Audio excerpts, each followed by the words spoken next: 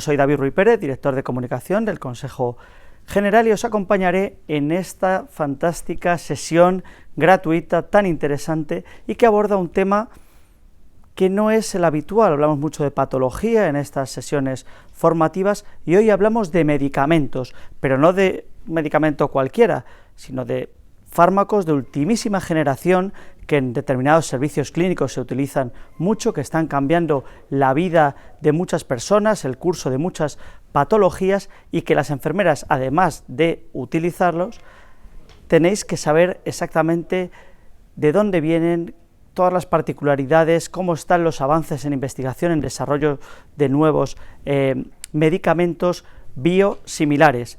Esta sesión no sería posible sin la colaboración inestimable de la asociación Biosim, que apoya, y ya os anticipo que vamos a tener ponentes de primerísimo nivel. Bueno, por otra parte, como siempre, de primerísimo nivel, en una sesión interdisciplinar que creo que va a ser muy fructífera para todos y todas. Y sin más, arrancamos con la bienvenida de la directora de ISFOS, Pilar Fernández. Adelante, Pilar.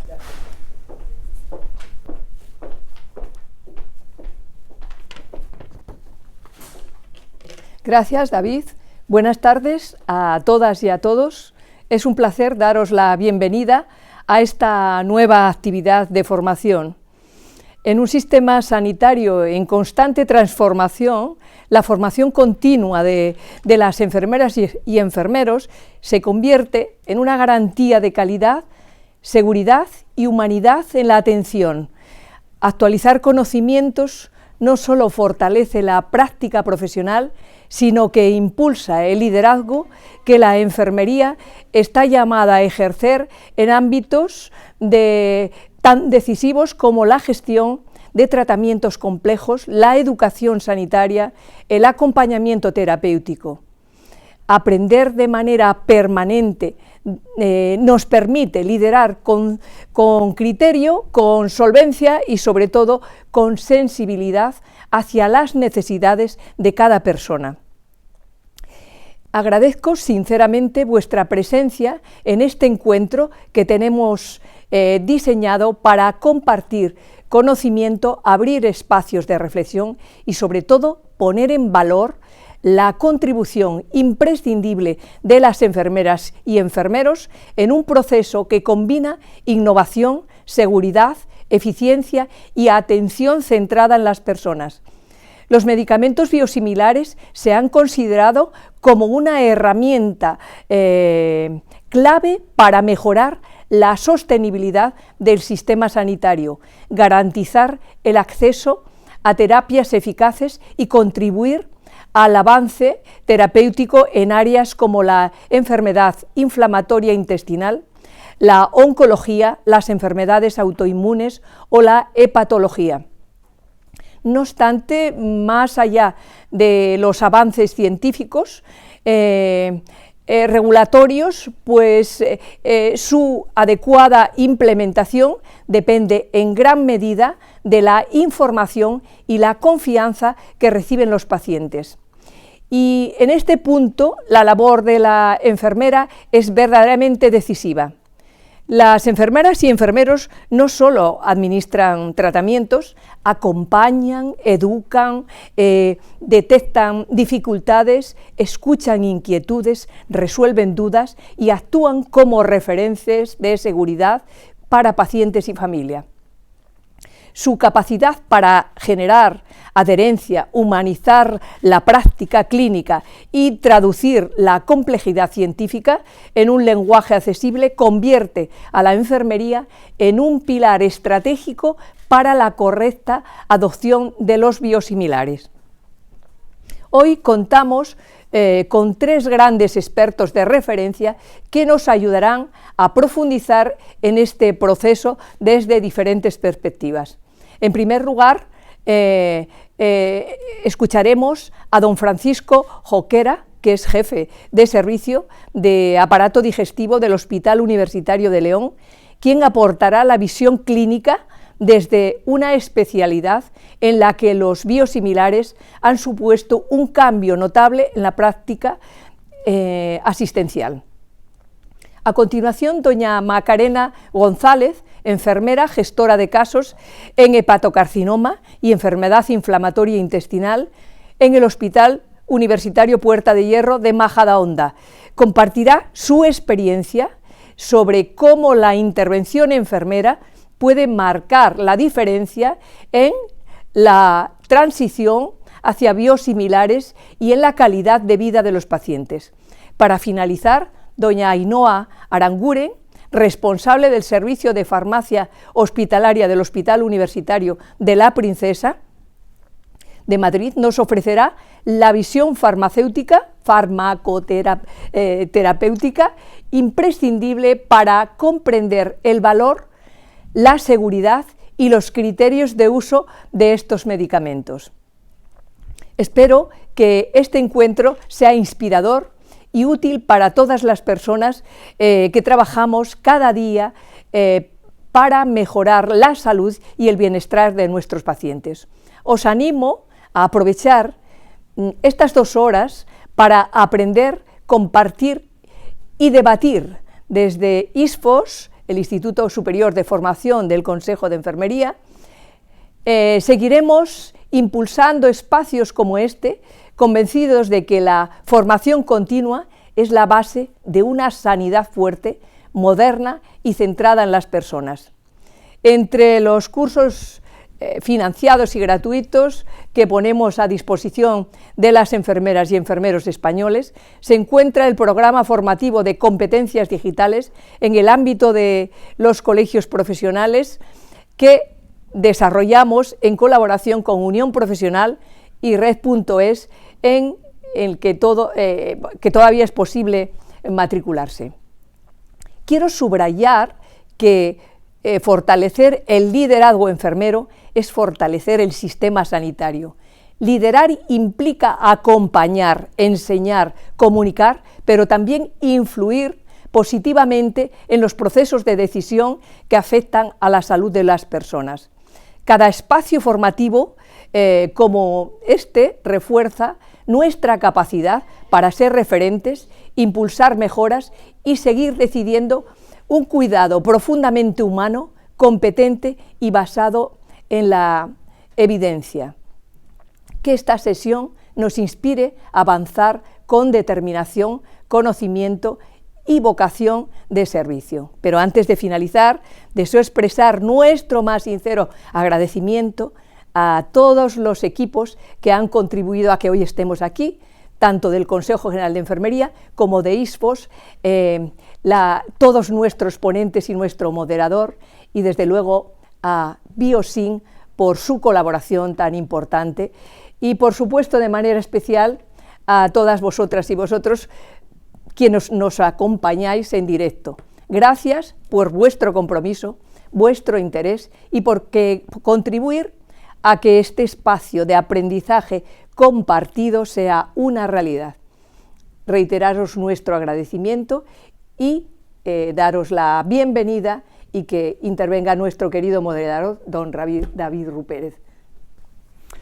Muchas gracias, Pilar, por esa bienvenida, directora de ISFOS. Voy a explicar brevemente cómo funciona la mecánica de esta formación. En un primer momento nos darán una primera exposición los 3 ponentes de hoy, médico, enfermera, farmacéutica, y tras sus exposiciones iniciales tendréis la oportunidad de plantear cualquier pregunta que se os pase por la cabeza directamente a ellos. Yo se la trasladaré y estableceremos aquí un enriquecedor debate. Antes de nada, y por si alguien ya traía las preguntas de casa antes de empezar, os vamos a recordar en este vídeo cómo ponerlas a través del chat. Adelante vídeo, compañeros. Para enviar sus preguntas, utilice la barra lateral que se muestra a la derecha de su monitor. Si no ve el cuadro de texto, actívelo en la parte superior derecha, en el icono Preguntas. A continuación, en la parte inferior encontrará 2 cuadros de texto. Introduzca su nombre en la casilla correspondiente y su pregunta en la casilla Haga su pregunta. Una vez planteada, haga clic en el icono de enviar. esto vamos con nuestro primer ponente, que ya anticipó Pilar, Francisco Jorquera Plaza, es jefe de servicio del aparato digestivo en el Hospital Universitario de León desde el año 2015. Él es obviamente licenciado en Medicina y Cirugía por la Universidad de Valladolid en el año 82, doctor por la Universidad de Salamanca en el 94 y especialista en Medicina Interna y en aparato digestivo. En el campo docente ha sido jefe de estudios y presidente de la Comisión de Docencia en el hospital donde ejerce, en esa tierra donde se come también, pero también hace tanto frío, que es León. Adelante, doctor. Buenas tardes. Quiero agradecer al Consejo General de Enfermería y a ISFOS la amable invitación para estar aquí esta tarde hablando de un tema tan interesante, y quiero también aprovechar para felicitarles por esta extraordinaria iniciativa. Yo voy a hablar de la visión que se tiene desde un servicio de aparato digestivo sobre cómo se pueden implementar los biosimilares y lo que supone para nosotros como papel central la enfermería. A medida que las patentes de los productos biológicos van venciendo, se ponen en el mercado, tras la aprobación de la FDA y la EMA, diferentes biosimilares que van a aportar en el tratamiento de enfermedades complejas su valor. Para que esto ocurra así, lo primero que yo quiero decir es que un biosimilar y un biológico no son exactamente lo mismo, no son un genérico, luego lo diremos un poquito más despacio, pero lo que sí es cierto es que los biosimilares tienen idéntica eficacia, idéntica seguridad e idéntica inmunogenicidad. Permiten el acceso a más pacientes para los tratamientos, y esto es muy importante. Podemos tratar a más pacientes con los mismos recursos, se abren indicaciones para estas enfermedades y a un menor costo podemos incorporar la innovación, esa innovación tan necesaria en nuestra vida, en nuestra profesión, para que el sistema sanitario siga siendo sostenible. En este sentido, veremos a lo largo de la charla cómo las enfermeras y los enfermeros, en este caso de nuestros equipos, han jugado un papel muy, muy importante en que en nuestro centro esto funcione perfectamente. Decía que un biosimilar y un biológico no son exactamente lo mismo que un genérico. Los genéricos son productos idénticos, tienen una síntesis química, son moléculas pequeñas y requieren la identidad completa para que se puedan aprobar. Los medicamentos biosimilares o los productos biosimilares no son idénticos a un biológico, pero sí tienen que demostrar eficacia, seguridad y pureza para que los pueda aprobar la FDA o la EMA y se puedan comercializar. Esto requiere procesos regulatorios más complejos, pero luego al final podemos administrarlos con completa seguridad.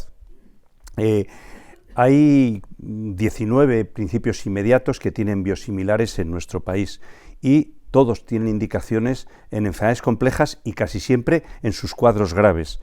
En la diapositiva podemos ver el uso habitual en enfermedades oncológicas, biosimilares de trastuzumab, rituximab, bevacizumab, para tratar tumores sólidos y tumores líquidos, sobre todo linfomas, tumores de mama. En enfermedades reumatológicas, biosimilares de infliximab o etanercept o adalimumab sirven para tratar procesos tan comunes y a veces tan invalidantes como la artritis reumatoide, la espondilitis anquilopoyética, la artritis psoriásica. En mi especialidad, aparato digestivo, biosimilares de infliximab, adalimumab y recientemente ustekinumab sirven para tratar las formas más graves y más severas de la enfermedad de Crohn y la colitis ulcerosa. También hay biosimilares de soporte oncológico como factores de crecimiento hematopoyético y también hay biosimilares en especialidades como oftalmología. En la diapositiva recojo los más habituales y en amarillo a la derecha aquellos productos en los que nosotros en aparato digestivo tenemos más experiencia y utilizamos a diario, como digo siempre, en los pacientes más complejos. Una cosa que nos importa mucho y que quiero destacar es algo que ocurre en especial con el uso de biosimilares y es el efecto nocebo, un problema al que todos tenemos, mucho respeto. Para que se pueda entender bien este concepto, efecto nocebo podría asimilarse como lo contrario a efecto placebo, es cuando un paciente empeora sus síntomas o sus signos ante una expectativa negativa de que un medicamento que se le administra no le va a ir bien. Esto es importante en este tipo de procesos porque, como hemos dicho, utilizamos biosimilares en enfermedades graves y en enfermedades en los que tenemos un margen terapéutico más estrecho, una ventana terapéutica más estrecha. Por eso, cuando nosotros administramos un biosimilar, el paciente tiene que tener la absoluta seguridad de que su eficacia y seguridad es la misma que la de los biológicos originales, porque si no puede ocurrir el efecto nocebo. Y para que lo entendáis bien con un ejemplo, un paciente con una enfermedad de Crohn grave que se ha estabilizado con un biológico y aparece su biosimilar y queremos administrarlo, puesto que, como decíamos, es muy importante para extender esa innovación a más indicaciones, el paciente podría empeorar en sus signos simplemente por el hecho de la angustia de que el cambio no sea eficaz. Por eso es muy importante que hagamos todo lo posible por neutralizar el efecto nocebo. ¿Y cómo se puede hacer esto? Pues desde luego el punto de partida siempre es digamos, fomentar lo que es la base del acto médico, que es la relación de confianza entre médico y paciente, y esta confianza extenderla a todo el equipo. Por eso hay múltiples estudios que analizan cómo prevenir, cómo neutralizar el efecto nocebo, y todos destacan lo mismo, que la unidad de acción, la coordinación, los objetivos tienen que ser exactamente los mismos, tienen que ser compartidos por todo el equipo y estar todos en la misma dirección, porque si no están bien coordinados, si no transmitimos la misma información con la misma confianza, se va a generar una fisura en esa confianza en el paciente y el efecto nocebo puede aparecer. Y lo más importante es que cuando aparece el efecto nocebo, su parada es imposible. Luego ya es muy difícil que recuperemos la confianza del paciente y que podamos mantener el mismo plan terapéutico que teníamos previsto. Hay diferentes usos de los biosimilares en la práctica clínica habitual. Habitualmente tenemos dos tipos de situaciones, ambas complejas, pero unas más que otras. Una es que comencemos con un biosimilar en un paciente de nuevo diagnóstico, y otra es que cambiemos un biológico porque ha aparecido un biosimilar que nos es de la misma utilidad. En ambos casos puede desarrollarse el efecto nocebo si no tenemos ganada la confianza del paciente, pero es mucho más fácil que ocurra cuando un paciente estable, y vuelvo a hablar de la enfermedad de Crohn, que yo manejo a diario, está estable con un biológico y le cambiamos a un biosimilar. Si el paciente tiene la mínima desconfianza, puede tener un retraso, de hacer una involución terapéutica en la clínica, y esto es como decíamos, por el efecto nocebo. ¿Cómo hemos hecho nosotros en nuestro centro para, digamos, intentar neutralizar este efecto? En la diapositiva se recoge el flujo que hicimos cuando desarrollamos el primer switch, el primer cambio de un biológico a un biosimilar justo después de la pandemia. Como queríamos asegurar que no hubiese ningún problema, lo que hicimos primero es reunirnos todo el equipo, luego os presentaré al equipo del que os hablo, y diseñar un plan. Hablamos con la Asociación de Pacientes de Crohn y Colitis Ulcerosa precisamente para que nos hicieran de valedores con su confianza. Listamos los pacientes que queríamos cambiar y marcamos un ritmo que fuese razonable. Convocamos a todos los pacientes y les dimos una charla de lo que queríamos, por qué lo queríamos, qué objetivos pretendíamos.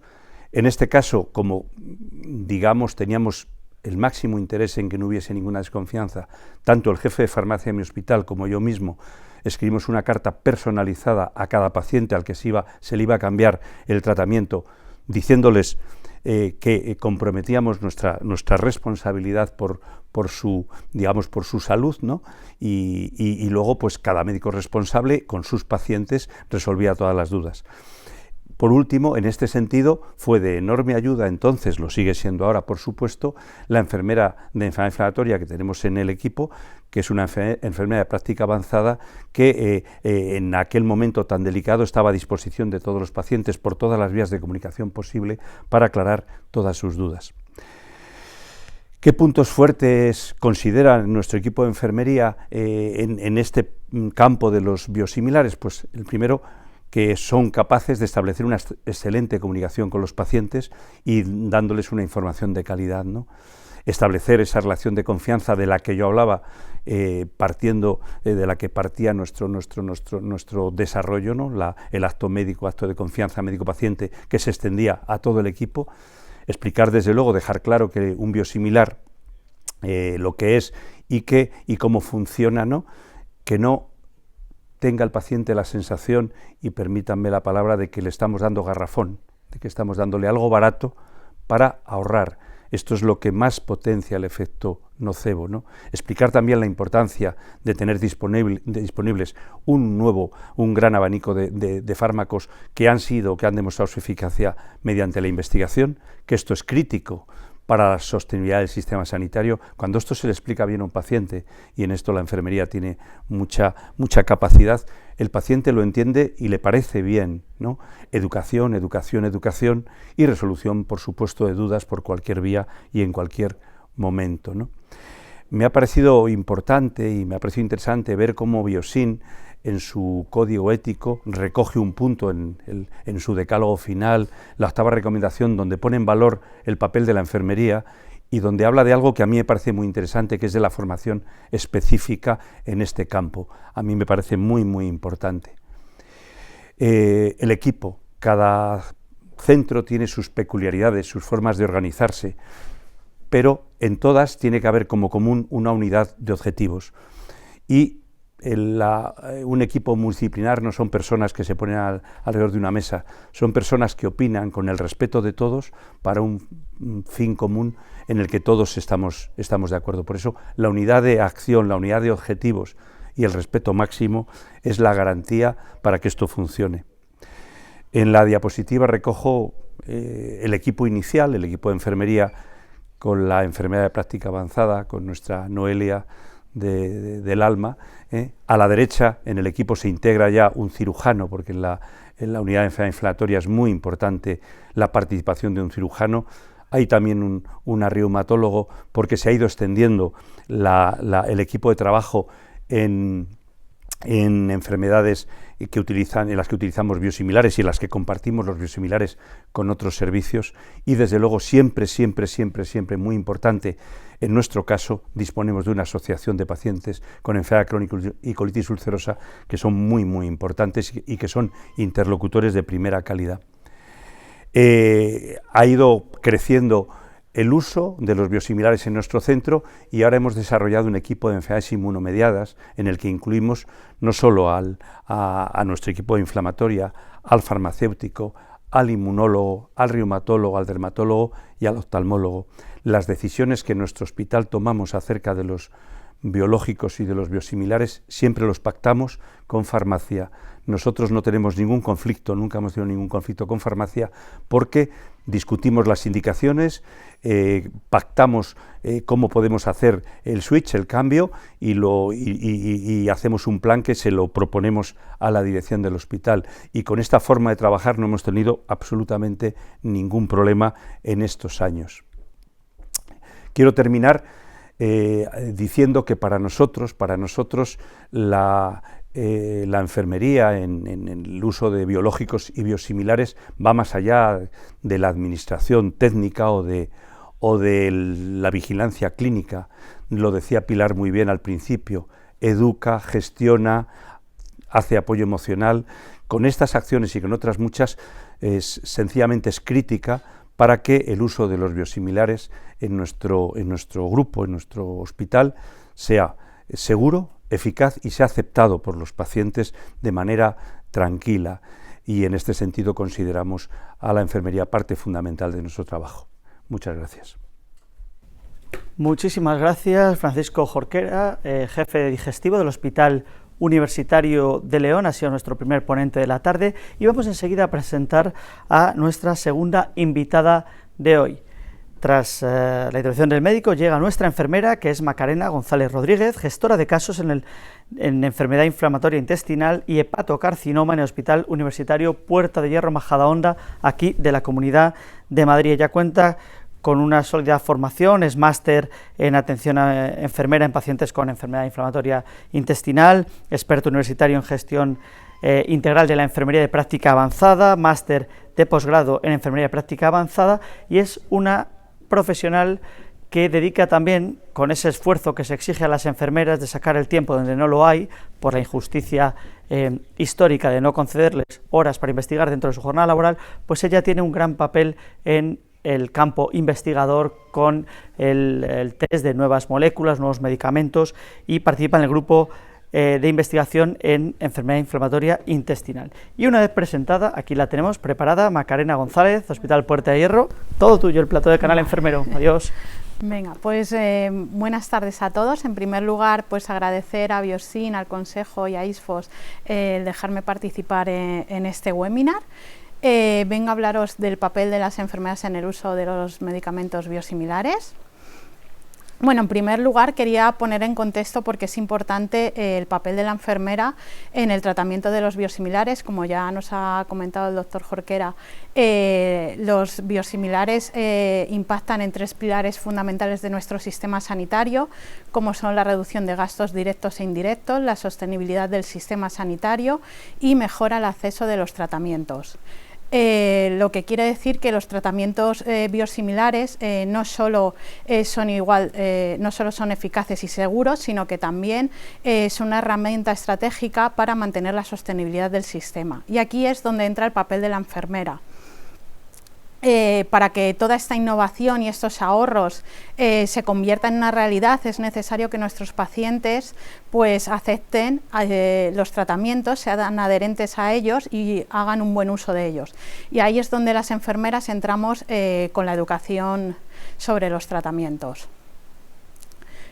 Ahora sí, vamos al corazón de la presentación. El papel de la enfermera en los tratamientos biosimilares, pues hay 5 pilares fundamentales que se entrelazan entre ellos. Somos parte del equipo multidisciplinar. Los tratamientos biosimilares no solo dependen de un profesional sanitario, sino que intervienen médicos, farmacia y enfermeras, y muchas veces las enfermeras somos el nexo de unión entre los médicos, farmacia y los pacientes. Tenemos competencias en cuidados avanzados, no solo sabemos administrar los tratamientos, sino que tenemos conocimientos sobre farmacología, efectos secundarios y contraindicaciones. De hecho, la ESMO dice que el cambio de los biosimilares tienen que hacerse un seguimiento de cerca a los pacientes en colaboración con los equipos de enfermería. ¿Esto qué quiere decir? Que el papel de la enfermera no es opcional, sino es imprescindible. Trabajamos con evidencia científica. Como recoge la ENECO, somos expertas autónomas clínicas, responsables de los cuidados basados en la evidencia, la planificación y la evaluación de los tratamientos, así como de los de proporcionar la información, la educación y el apoyo emocional que necesitan los pacientes. También no olvidar que estamos en contacto directo con los pacientes y familiares. Recordar que el paciente nunca viene solo, siempre está acompañado y la familia puede ser de gran ayuda en la aceptación de los tratamientos. Y al final este contacto tan directo con ellos pues nos hace ver cuáles son sus dudas, sus miedos y sus incertidumbres, y ayudarles a superarlo. Y no solo nos centramos en la enfermedad y en el tratamiento, también tenemos que valorar pues el entorno familiar, el entorno laboral, los recursos que tiene el paciente y sus fortalezas y debilidades. Y ahora sí, quiero comentar la evolución de los biosimilares. Como podemos ver, el primer biosimilar apareció en 2006. No es algo novedoso, lleva más de 19 años de experiencia en nuestro sistema sanitario, acumulando cada vez más evidencia científica y con una cartera más amplia en la que las enfermeras tenemos que estar informadas y saber manejar. ¿Y cuál es el papel que tiene la enfermera en el tratamiento de los biosimilares? Pues como podemos ver en este gráfico, las enfermeras, en el centro de todos sus cuidados está el paciente y pues participamos en la información de los tratamientos, también les informamos de cómo tienen que mantenerlos, cómo se utilizan, también les damos, hacemos seguimiento tanto telemático como asistencial de cómo responden a los tratamientos. Somos un poco la puerta de entrada al sistema, los que estamos más en contacto con ellos, entonces creamos una relación de confianza y cualquier duda o miedo siempre nos la comunican. Participamos en ensayos de investigación y en formación.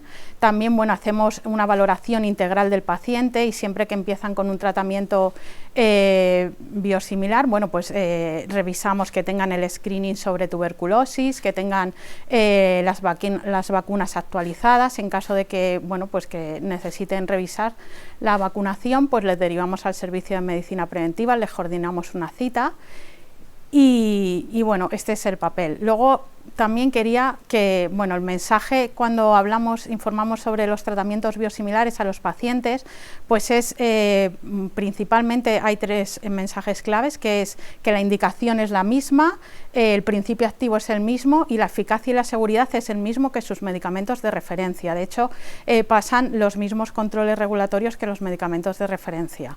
Y como ya he dicho, los tratamientos no solo dependen de un solo profesional sanitario, está el médico, que es el que prescribe el tratamiento, farmacia, que es la que dispensa el tratamiento, y enfermería, que es la que realiza la educación sanitaria del tratamiento. Y aquí quiero pararme y explicar de la importancia que tiene la humanización de los cuidados, porque los tratamientos biosimilares es verdad que son muy importantes y saber administrarlos y la técnica también, pero el acompañar al paciente, el apoyo emocional y la escucha activa les va a generar muchísima seguridad en este proceso de nuevos tratamientos que les puede crear tanta incertidumbre.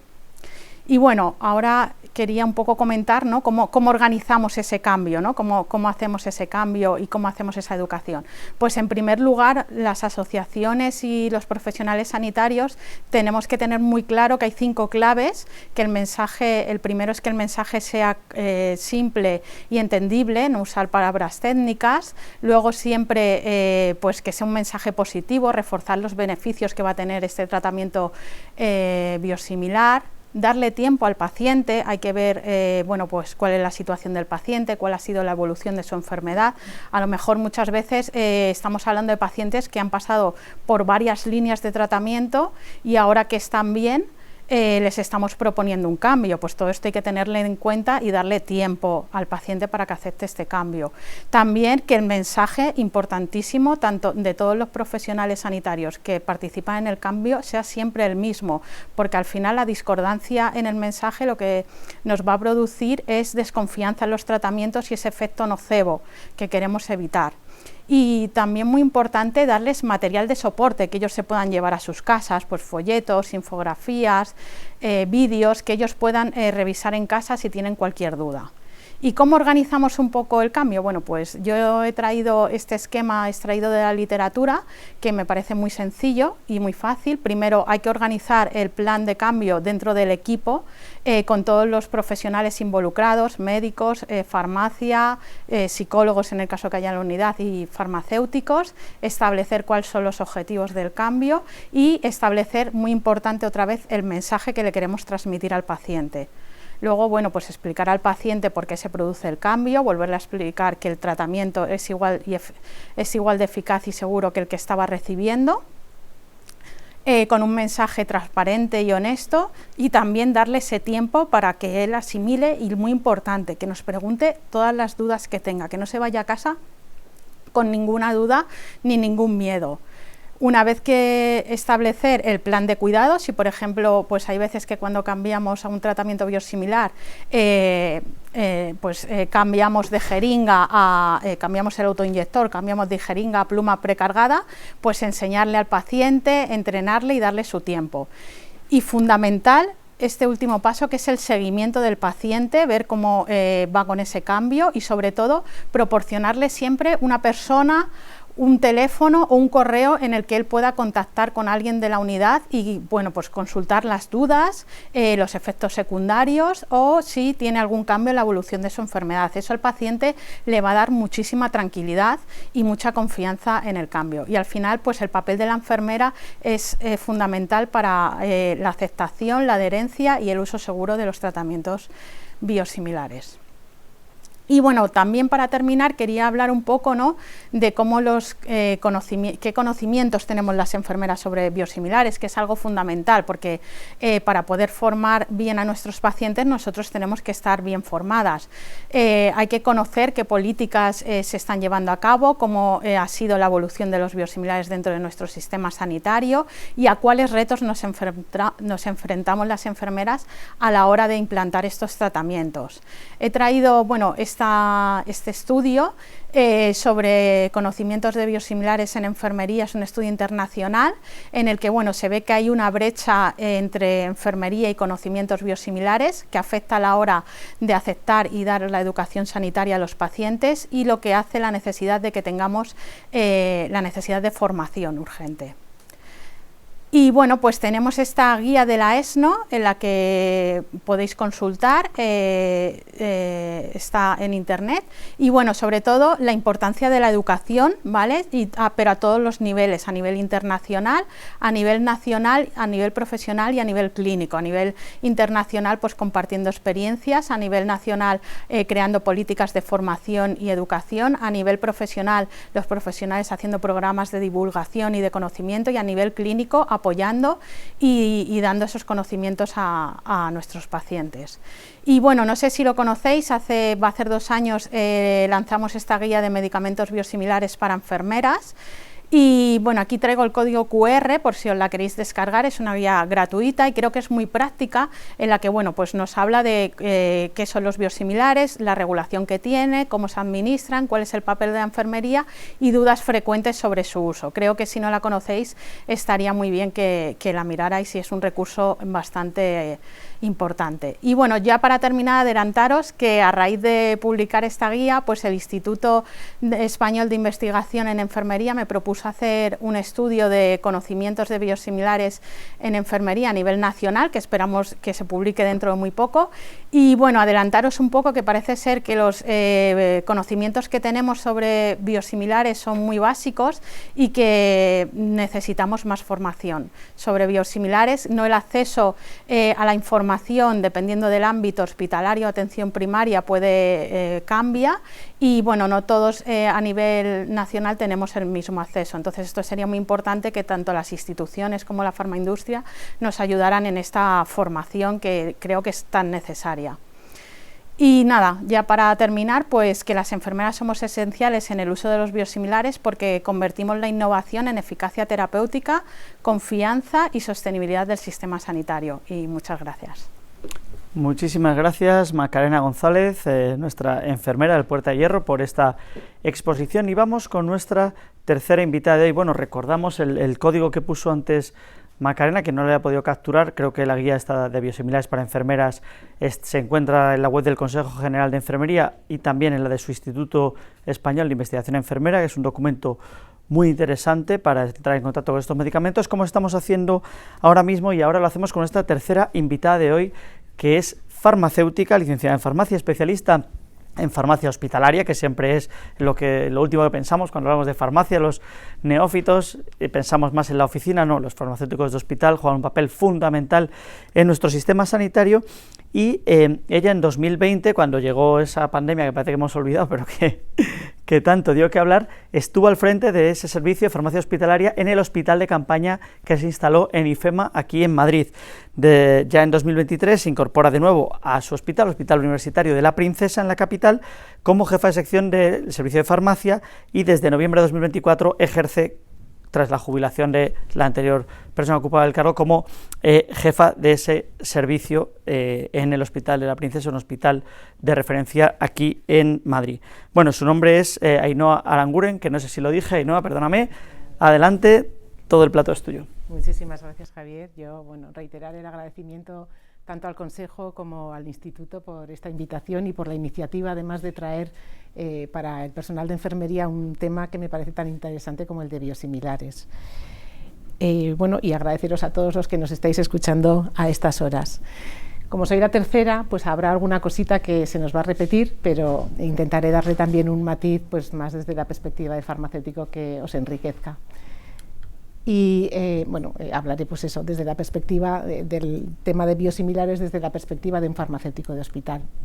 Y creo que para hablar de medicamentos biosimilares y saber de dónde vienen, primero hay que definir qué es un medicamento biológico. Y un medicamento biológico es una sustancia producida o extraída directamente de un organismo vivo. Y eso es lo que quizá hace que el biosimilar tenga una peculiaridad, el no poder decir que es exactamente igual al de referencia, ¿no? Porque un medicamento biológico no podemos caracterizarlo como una molécula de síntesis química y no vamos a poder nunca decir es exactamente igual. Y quizá este es uno de los puntos de partida en el ámbito de los biosimilares que ha dado lugar a mucha confusión, pero estamos aquí también para poder aclararlo. ¿Y qué es un medicamento? Bueno, como ejemplo de medicamentos biológicos, pues los factores de coagulación o la albúmina que salen del plasma humano, por ejemplo. ¿Y qué es un medicamento biotecnológico? Pues es un medicamento biológico que se prepara a partir de un ser vivo, un virus, una levadura, una célula animal o bacteriana que ha sido genéticamente modificada para que produzca esa sustancia, que no la produciría de forma natural si no hubiera sido genéticamente modificada. Es un matiz para que entendamos qué es biotecnológico, pero también aclarar que cuando hablamos de fármacos biológicos, al final estamos hablando de fármacos biotecnológicos, ¿vale? O sea que sepáis la diferenciación terminológica, pero que cada vez que nombre yo misma en esta presentación un fármaco biológico, va a ser biotecnológico, porque el biológico, pues acordaros que puede ser, no sé, la insulina del páncreas de los cerdos, por ejemplo. Y ya de ahí, de este origen de qué es un fármaco biológico, pasamos a qué es un fármaco biosimilar, que ya se ha definido anteriormente. Es un medicamento que ya tiene una versión de una sustancia activa autorizada como un medicamento biológico original o de referencia, que llamaremos, y ha perdido en el espacio económico europeo, hablando en nuestro ámbito, ha perdido la patente. Entonces hay una versión diferente, porque no podemos decir exactamente igual, pero una nueva versión de ese principio activo. Esta variabilidad, como decíamos, el no poder decir que la molécula en su estructura o en toda su dimensión es exacta a la otra, no significa que su actividad no sea equivalente, ¿vale? Que yo creo que es donde tenemos que poner el foco de atención. Lo que tiene que demostrar un biosimilar es que clínicamente no tiene diferencias en comparación con su medicamento de referencia. Y cuando hablamos clínicamente hablamos de efectividad, hablamos de seguridad, hablamos de inmunogenicidad. Y por supuesto, por ser medicamentos aprobados en nuestra Unión Europea o en nuestro país, en España, son medicamentos que están siempre fabricados con las mismas normas de calidad, eficacia y seguridad que cualquier otro. ¿Cómo se autoriza un biosimilar en Europa? Sabéis que hay algunos medicamentos que tienen autorización por agencias reguladoras nacionales y otros medicamentos que son de autorización centralizada, es decir, es la EMA, la Agencia Europea del Medicamento, la que va a autorizar ese medicamento en cuestión. Para fármacos biológicos y por tanto biosimilares, es la EMA la que decide si ese fármaco se autoriza o no. Y cuando lo decide, la Comisión Europea traslada esa autorización de ese medicamento a todos los países miembros. Si ya llega esa autorización una vez en España, pues si el laboratorio tiene interés en comercializar, se comercializa en el país y se pide autorización de precio y financiación al Ministerio de Sanidad. En esa evaluación que hace la Agencia Europea del Medicamento, en este caso, un biosimilar no pasa los mismos procesos que un medicamento biológico, que el de referencia, porque no tiene sentido. Lo que el biosimilar tiene que demostrar es la biosimilitud con el medicamento de referencia, y por eso lo que se le va a pedir son unos requisitos diferenciales, ¿vale?, al medicamento de referencia. Necesita unos estudios de calidad y comparabilidad y unos ensayos preclínicos y clínicos, ¿vale?, que se muestran un poco más en detalle a continuación. Hay una etapa, o sea, todo ese proceso se distingue en 3 etapas, y la primera etapa es la comparabilidad físico-química, es decir, la estructura. Comentaba Paco antes que el biológico es una molécula mucho más compleja que un fármaco de síntesis química, ¿no? Generalmente son estructuras proteicas tridimensionales.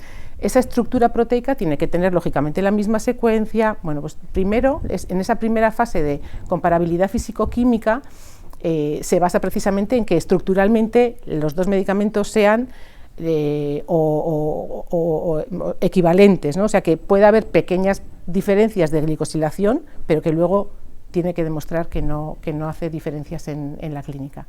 Hay una segunda etapa de comparabilidad que es de la actividad biológica de ese biosimilar, ver que el de referencia y el biosimilar en una batería de ensayos tienen la misma función biológica para su acción terapéutica y para su toxicidad, y hay una tercera etapa de comparabilidad clínica.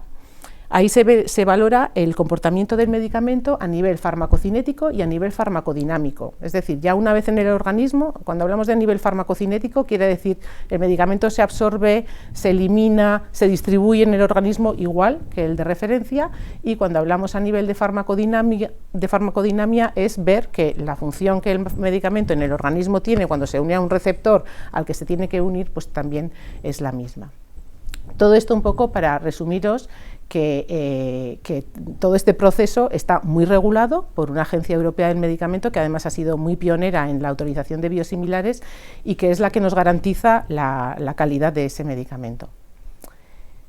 Vale. Comentar también que este ejercicio de comparabilidad no es exclusivo de medicamentos biosimilares, sino que cuando un medicamento de referencia tiene un cambio en su proceso de fabricación, en función de cómo de relevante sea ese proceso, también tiene que hacer este ejercicio de comparabilidad. O cuando un medicamento de referencia cambia de una vía, que tenemos ejemplos en el mercado, de una vía intravenosa a una vía subcutánea, también tiene que hacer todo este ejercicio de comparabilidad. O sea que no es algo que sea diseñado solo para los medicamentos biosimilares.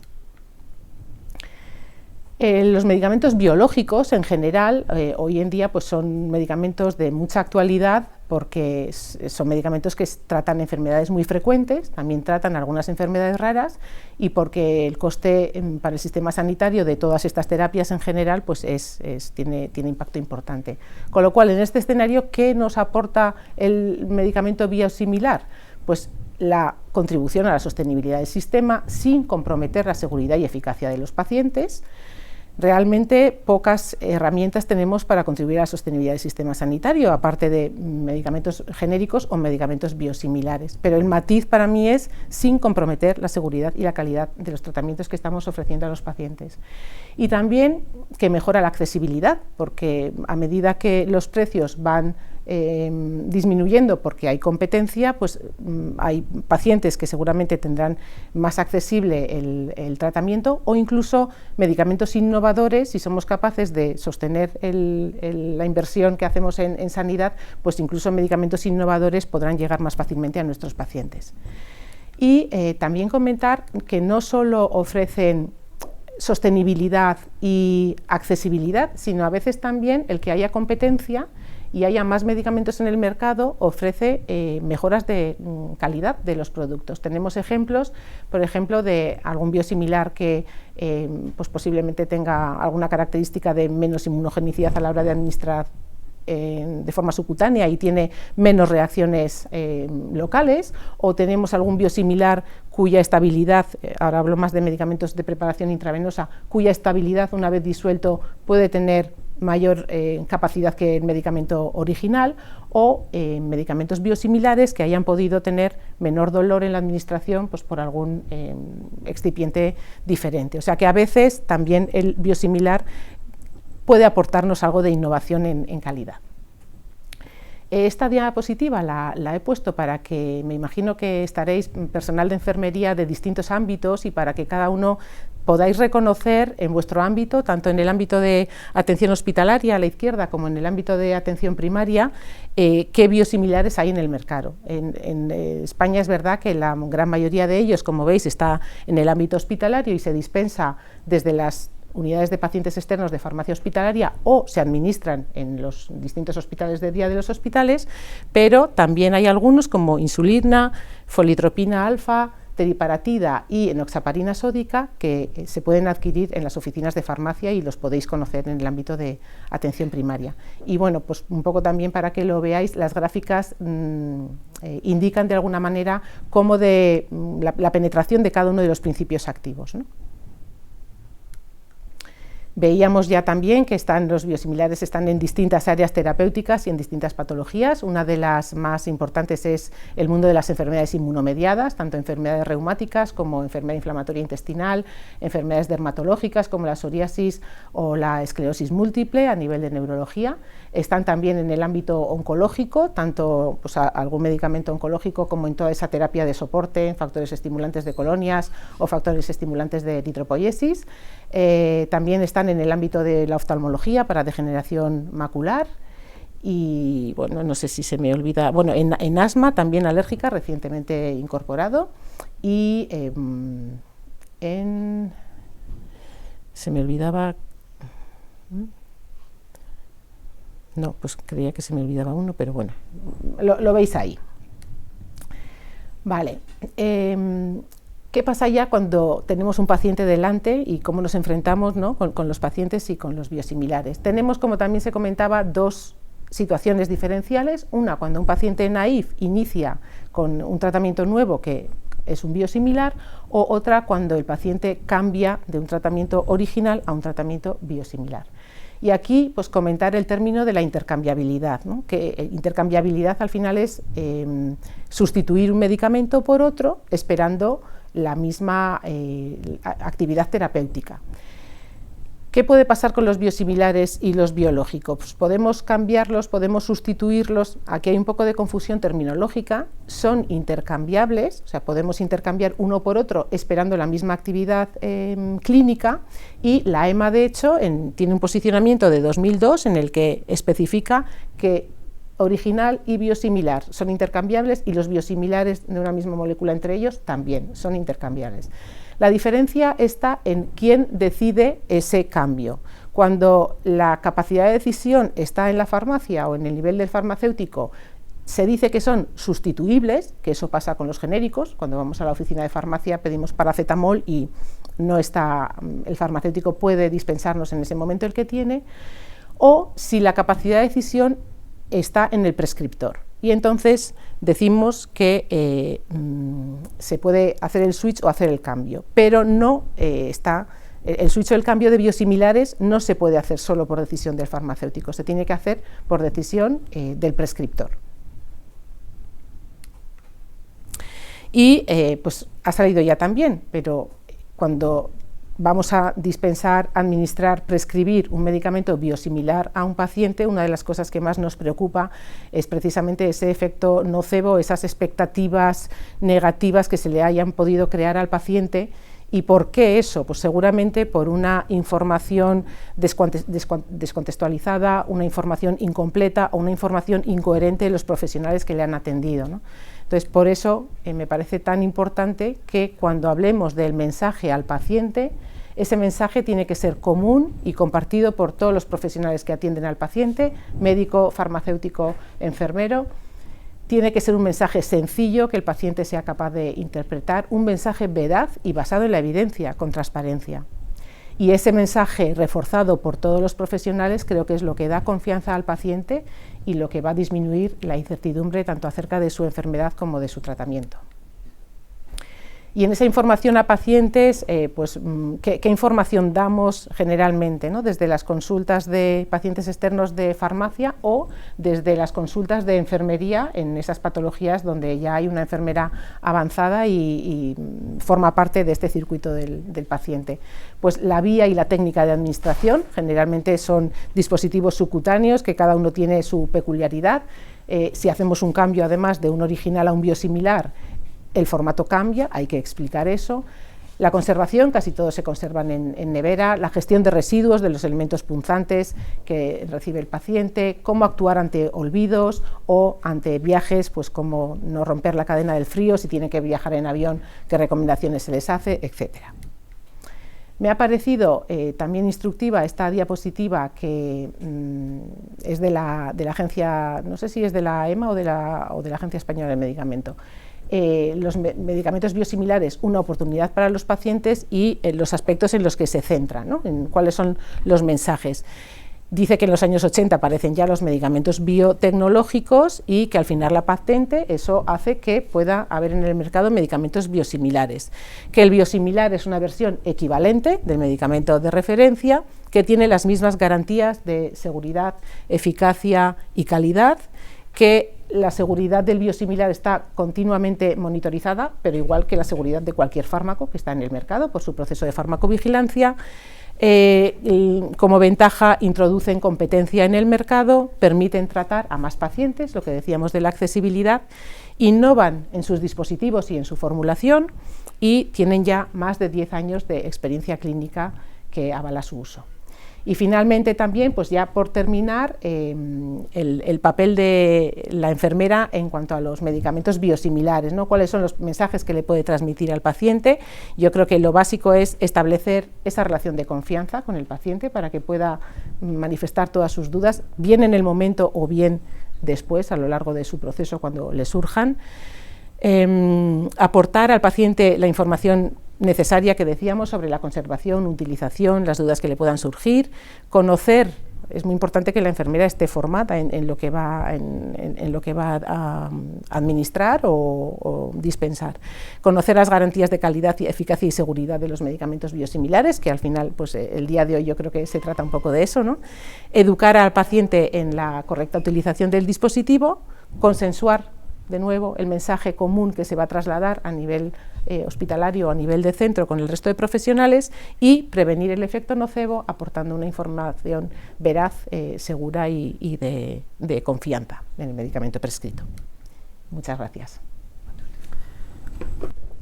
Muchísimas gracias, Ainhoa. Ya hemos acabado con nuestras exposiciones iniciales de los 3 expertos que hemos reunido hoy en este webinar. Y ya podemos dar paso a las preguntas de todas las personas que estáis asistiendo en directo al webinar.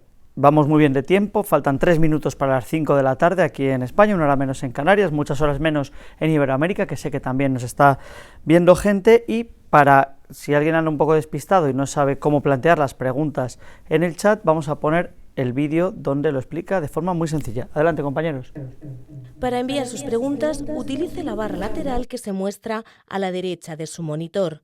Si no ve el cuadro de texto, actívelo en la parte superior derecha, en el icono Preguntas. A continuación, en la parte inferior encontrará 2 cuadros de texto. Introduzca su nombre en la casilla correspondiente y su pregunta en la casilla Haga su pregunta. Una vez planteada, haga clic en el icono de enviar. Bien, volvemos aquí al directo, vamos a empezar ya a dirigir las preguntas que se acumulan aquí en la pantalla a nuestros ponentes. Recordamos que contamos hoy con Francisco Jorquera, del jefe de servicio de aparato digestivo del Hospital Universitario de León. Tenemos a su derecha a Macarena González, enfermera del Hospital Puerta de Hierro, y por último, y no menos importante, a nuestra farmacéutica hospitalaria Ainhoa Aranguren. Bueno, vamos a ir soltando preguntas, podéis contestar a quien, si no va dirigida a nadie, pues quien se vea, podéis apostillaros, mientras no os piséis mucho las voces, no hay ningún problema. Y bueno, vamos a abrir el juego con la primera pregunta que alguien plantea, que es: ¿se puede viajar con tratamiento de biosimilares? ¿Qué tipo? No sé cuáles son un poco las premisas, o si hay que llevar ahí las recetas apuntadas, o no sé cómo va. Ainhoa. Sí, pues a ver, se puede viajar con medicamentos biosimilares igual que con medicamentos biológicos o medicamentos de otra índole. Generalmente los medicamentos biosimilares, la peculiaridad que pueden tener es que muchos de ellos se conservan en frío, entonces es uno de los matices que hay que tener en cuenta, según el tipo de viaje, pues cómo se puede mantener esa cadena y no romperla. Luego hay también medicamentos, para cosas concretas remito casi a las fichas técnicas de los medicamentos, porque algunos son de conservación en nevera, pero a lo mejor una vez de que sale fuera de nevera tiene cierta estabilidad fuera de nevera. Entonces, bueno, tener ese matiz en cuenta. Y luego para viajes, por ejemplo en avión, pues a veces lo que se suele recomendar es que el paciente lleve un informe médico donde se especifique el tratamiento que tiene que administrarse para que no tenga ningún problema a nivel de aduanas o algo así. Y se recomienda también que lo lleve consigo mismo, no facturarlo en el equipaje. No sé si con eso respondo. Muy bien, perfectamente. ¿Alguien quiere apostillar o pasamos a la siguiente pregunta? Sí, ¿Dais o sea, lo alguna? mismo. Nosotros, por ejemplo, cuando algún paciente nos plantea que va a viajar, pues eso, que se lo pueden llevar sin ningún problema, y cuando van en avión, pues eso, que siempre lleven, por el tema de las aduanas, el informe. De hecho, a veces les hacemos un justificante, como que están en tratamiento con biológico, no lo pueden suspender, y que siempre, pues, que si viajan en avión, no lo facturen, que lo lleven con ellos, y bueno, y así también, pues si necesita frío, pues asegurarnos que no pierde esa cadena de frío. Sí, nosotros, de hecho, lo del informe es muy importante y traducido. Sí. Y traducido, porque pueden en algunos sitios, digamos, un poco especiales, pueden tener problemas. Muy bien. Bueno, pregunta también otra de las personas que asisten al webinar, si son seguros los tratamientos biosimilares en mujeres embarazadas. Bueno, yo ahí diría que no depende tanto de que el medicamento sea biosimilar o no. Si el medicamento de referencia es seguro en la mujer embarazada, el medicamento biosimilar también lo es. Si el medicamento biológico original no es seguro en la mujer embarazada, pues el biosimilar tampoco, en ese sentido. O sea, que no depende tanto de que sea biosimilar o no, sino de la propia molécula. Sí, no tanto de la categoría del medicamento, sino concretamente de ese medicamento, ya sea biológico o sea biosimilar. Bueno, vamos a ver aquí. Pregunta también otra compañera. ¿Cuáles serían los principales desafíos a los que se enfrentan las enfermeras y enfermeros durante la transición del paciente a medicamentos biosimilares? ¿Con qué os encontráis? ¿Cuál es un poco la clave? Muchas veces nos enfrentamos con la falta de conocimientos, ¿vale? Porque pues no saben qué es un biosimilar y se lo tenemos que explicar y bueno, informar la importancia de los biosimilares. Luego también muchas veces al efecto nocebo, ¿no? Como muy bien habéis dicho, pues son las expectativas negativas que el paciente tiene hacia el tratamiento, y eso a veces es por falta de información. Entonces es muy importante pues informar bien al paciente. Y luego hay otras veces que es la comunicación con el paciente. Tenemos que tener una comunicación que sea bidireccional, de enfermera a paciente, y siempre, bueno, pues asegurarnos de que ha entendido el mensaje que le queremos transmitir. Esto es importantísimo. Claro, porque entiendo que ya sabemos que cuando el paciente está en consulta y por más que se le explique, como que sale y dice, no entra de nada. Claro, aunque sea incluso gente de un alto nivel cultural, científico, no sé por qué, o sea, tiene el efecto ese de bata blanca que bloquea y luego no sé si buscan por ahí en sitios raros o le recomendáis. Hombre, luego suelen venir a la consulta de enfermería y te suelen preguntar y me dicen, es que me ha mandado el médico y yo no lo entiendo, y somos nosotros los que reforzamos ese mensaje, porque ellos muchas veces pues están nerviosos y aunque sean, o sea, tengan altos conocimientos, pero es verdad que al final pues esos nervios no te dejan escuchar bien. Entonces nosotros somos un poco, vienen a enfermería y tenemos que reforzar ese mensaje, ¿no? Y luego también es muy importante cuando van a farmacia también a recoger los tratamientos por primera vez, y esa consulta que tienen con el farmacéutico es indispensable también. ¿Hay un poco más de tiempo o vais tan apurados en la farmacia como en otros, como en el servicio, como en la consulta, o a lo mejor podéis un poco dedicarlo? O sea, ya tenemos, el médico lo prescribió, la enfermera ya fue la primera a la que acudieron, después tiene una tercera oportunidad de informarse en la farmacia que le da el tratamiento. ¿Contáis con un poco, tenéis también estrategias para hacerle ver de qué va ese nuevo tratamiento tan innovador? Muy buena pregunta. Nos gustaría tener más tiempo para dedicarle al paciente, y de hecho hablo de nuestro caso concreto, no sé si es el de otros servicios, pero cuando se plantea un switch de un medicamento original a un biosimilar consensuado con los servicios o a nivel de hospital, a nivel de comisión, ¿no? Cuando ya los clínicos están convencidos de que sí, se va cambiando a todos al ritmo que sea, el factor embudo a veces es el servicio de farmacia, porque al final es el punto en el que, si estamos hablando de un subcutáneo, tú le dabas antes un envase rojo y ahora le das un envase verde. Entonces, claro, el paciente, lo primero, aunque el médico se lo haya explicado, ¿no?, y contando con que además no se haya bloqueado por el efecto bata blanca y venga sabiendo que va a ser algo diferente, claro, ahí ya es donde a lo mejor le ha dado más tiempo también a recapacitar este cambio por qué y donde le pueden surgir dudas. Y por eso digo que a veces por las largas colas que tenemos de atención a pacientes, pues es una situación, tengo que dedicar más tiempo a este paciente para informar y a la vez poder atender a todos. Entonces, bueno, es uno de los, como yo digo, cuellos de botella que tenemos. Nos gustaría tener más tiempo para dedicar la atención bien, pero no obstante lo hacemos, ¿no? A lo mejor hay que ir marcando unos ritmos que podamos asumir, pero los hacemos. De hecho, yo comentaba en la exposición lo del ritmo, precisamente por eso, porque luego hay un cuello de botella. Es decir, tener un mensaje consensuado es fundamental, y luego pactar también los ritmos, porque en los switch, los enfermos nuevos no, porque van surgiendo, pero en los switch acaba una patente y de repente la dirección tiene una urgencia para ahorrar de que cambiemos a la vez o rápidamente a todos los pacientes, y eso no es posible, porque si no marcas un ritmo, no explicas a los pacientes correctamente, porque al final, como habéis visto, hacemos todos secuencialmente, pero con una misma idea, mensaje pactado, y vamos explicando de manera escalonada el mismo mensaje para que cale la confianza. Por eso es muy importante lo del ritmo, pactarlo, cuando hay un switch, cuando hay un cambio de muchos pacientes a la vez, porque farmacia tiene la capacidad que tiene, y los demás también, pero luego al final acaban en farmacia, porque es el sitio donde cogen la medicación y las últimas dudas las quieren solucionar en farmacia. Y quizá también, bueno, que he visto que vosotros, la verdad es que lo tenéis estupendamente organizado, pero sí creo que como al final el médico prescriptor es el primero que empieza con la idea de va a haber un cambio, creo que es fundamental que desde la consulta de la prescripción se informe al paciente de que va a haber un cambio, no que venga a farmacia o enfermería, porque entonces ya... Sí, que todo tiene su secuencia, claro, porque... pero precisamente a raíz de esto, alguien pregunta de qué criterio se sigue para el cambio del biológico al biosimilar, si es solo un tema de económico, de ahorro, una vez han perdido la patente los otros, o hay otro criterio. Dice, ¿qué criterio se sigue para el uso para esa sustitución? Bueno, el criterio, yo creo que estamos todos de acuerdo. Si estamos de acuerdo en que su eficacia y seguridad es la misma, no puedes pagar 4 veces más. Yo creo que eso está claro. Ni 4, ni 3, ni 2. Es decir, sí, que no está el sistema para eso. Bueno, ni la responsabilidad de cada uno de nosotros. Yo creo que tenemos una responsabilidad.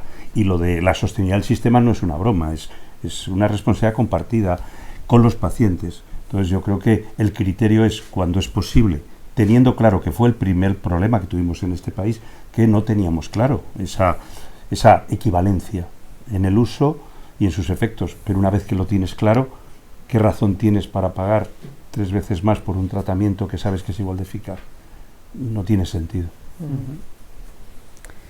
Bien, bueno, veo aquí algunas preguntas de gente que me encanta, que se identifica ahí y dice, pero a veces son muy anónimas, pero aquí tenemos, a ver, Ana María Duro pregunta, dice, bueno, enhorabuena a los 3 ponentes, dice, habéis estado fantásticos. Dice, Macarena, ¿qué estrategias formativas crees que son las más idóneas para enfermería sobre biosimilares? Pues yo creo que programas de formación al que todos tenemos que tener acceso, eso yo creo que es, luego pues también documentación y bueno, y sobre todo yo creo que los programas de formación es lo que más nos ayuda en nuestra formación. Y veis, estoy diciendo, aparte de la gente que está aquí asistiendo a este webinar, que no son ni 1 ni 2, sino muchos cientos, que hay interés por parte del profesional de enfermería, hay inquietud en torno a esto. No sé cuál es un poco la percepción subjetiva. Yo creo que sí, que cuando tú les hablas de biosimilares sí que les interesa participar y formarse, porque al final es algo novedoso, que cada vez está más extendido su uso y que cada vez utilizamos más. Entonces es esencial que estemos formados en biosimilares, porque al final somos los que transmitimos la información y damos la educación al paciente. Entonces tenemos que saber de qué estamos hablando para poder formar de forma correcta. Y porque antes o después te va a tocar. Claro. Quiero decir, el uso hemos visto que es muy extendido, que son fundamentales, y el enfermo te puede venir a una sala de hospitalización, a una consulta de primaria, usando biosimilares. Necesitas formación para entender y para poder ayudar. Entonces yo creo que como formación básica es muy importante. Aquí hay otra pregunta al hilo de lo que decíamos antes de los viajes. Parece que se acerca el verano, pero en Navidad también viaja gente, está la gente preocupada. Decía, ¿cuántas horas puede conservarse el medicamento en la nevera en caso de que un viaje en avión o en coche o como sea muy largo, ¿no habría problema con la cadena de frío? ¿Cuántas horas se puede mantener eso? No sé, con una nevera, ¿no? Entiendo, de estas especiales, o hay que echarle unas placas de hielo, vale cubito, no sé cómo, desde mi ignorancia. Sí. Bueno, generalmente cuando hacemos la dispensación en el servicio de farmacia se suele hacer así, en una nevera adaptada para que no pierda el frío rápidamente y con unos acumuladores de frío.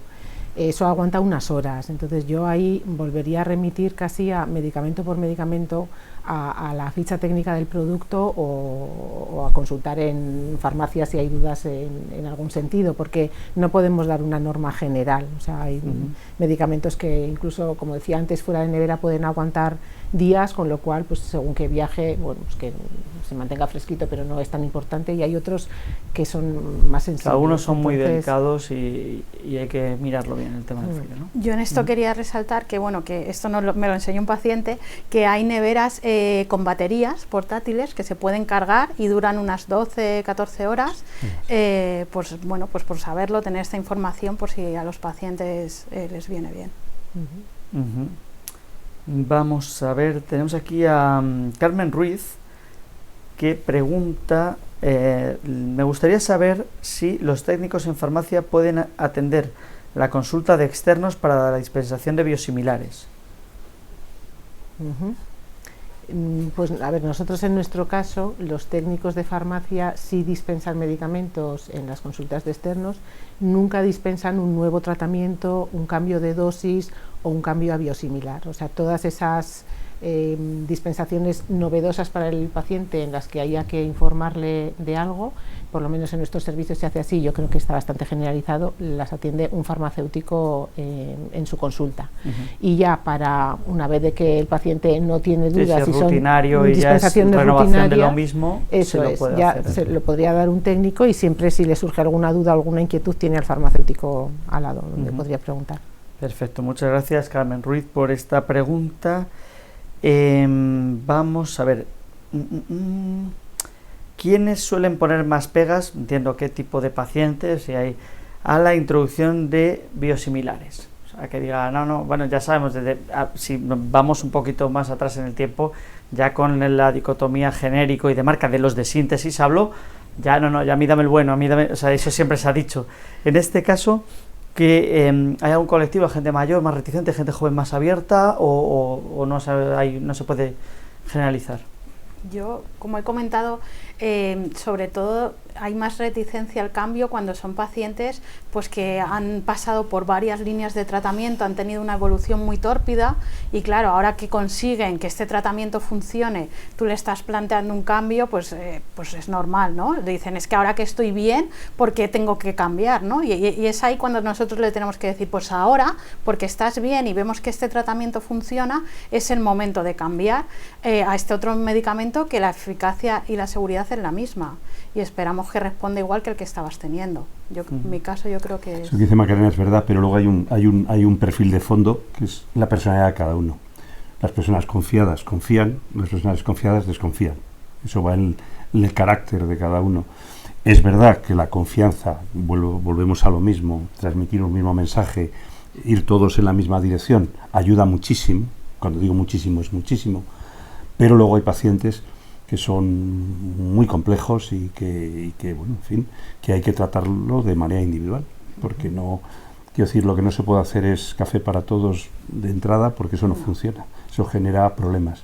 Entonces hay que sentarse y hablar con cada uno de manera individualizada y explicar, ¿no? Siempre explicar. O sea, si digamos, acabas con una discusión o con una entrevista de manera brusca porque no tienes tiempo, por lo que sea, lo has hecho fatal. Tienes que volver a citar al paciente y tienes que hablar, porque no funciona nada como esto es así y lo tienes que aceptar, esto no va. Y entonces si el paciente es más complejo, más tiempo. Es eso, es darle su tiempo al paciente y sobre todo también aclararle todas las dudas que tenga. O sea, que no se vaya a la consulta con ninguna duda, que se vaya, porque al final, si no tiene un mensaje, no tiene la información correcta, puede que aparezca un efecto nocebo. Sí, yo también pienso, más que en un perfil de pacientes, que estos son más problemáticos que estos, que no lo identificaría así, que depende un poco de la personalidad del paciente. A lo mejor lo que decía Macarena de una evolución tórpida, pues a lo mejor son pacientes un pelín más reticentes, claro, pero que la clave está en que esa información transparente y fidedigna la demos todos los profesionales de la misma manera y con coherencia, para generar esa confianza. Sí. ¿No? Y luego una cosa que es muy importante, que a veces desde esta parte de la barrera, nosotros, que estamos todo el día trabajando con pacientes, pues lo vemos todo, no se puede banalizar nada. Banalizar cualquier cosa, es lo mismo, tal, eso genera muchísimo disconfort. O sea, para el paciente su enfermedad es lo más importante que hay, su tratamiento es lo más importante que hay, y el resto del mundo le importa bastante menos. Nosotros no podemos banalizar eso, diciendo, es lo mismo que no hay... No es lo mismo. Lo tienes que explicar además de manera sosegada, y tienes que convencer.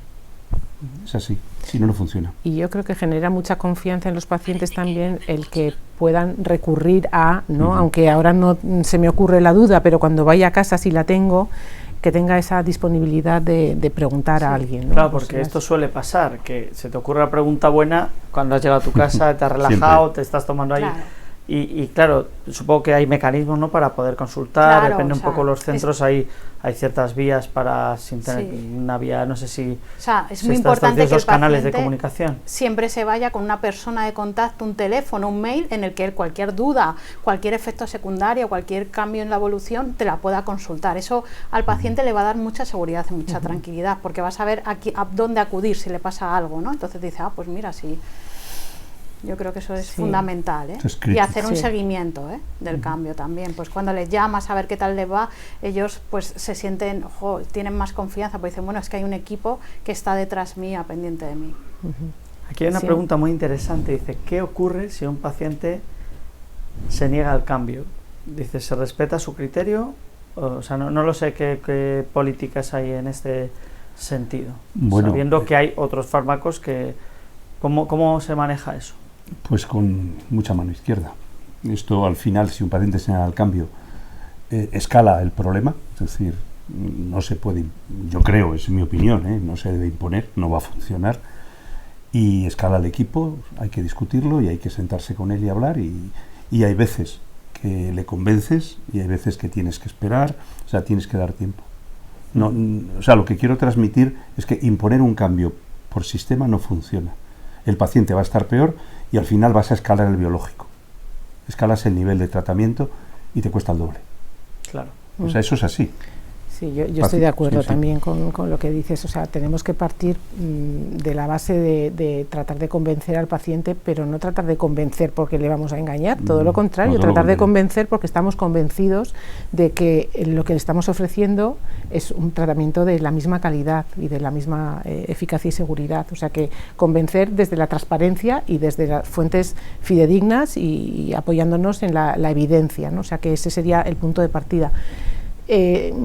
Si no llegamos a esa confianza del paciente, yo pues también soy partidaria de que como obliguemos a, es que eso pues lo veo abogado al fracaso. O sea, nosotros tenemos un caso en el servicio en el que no se trata de un biosimilar, es de un medicamento genérico.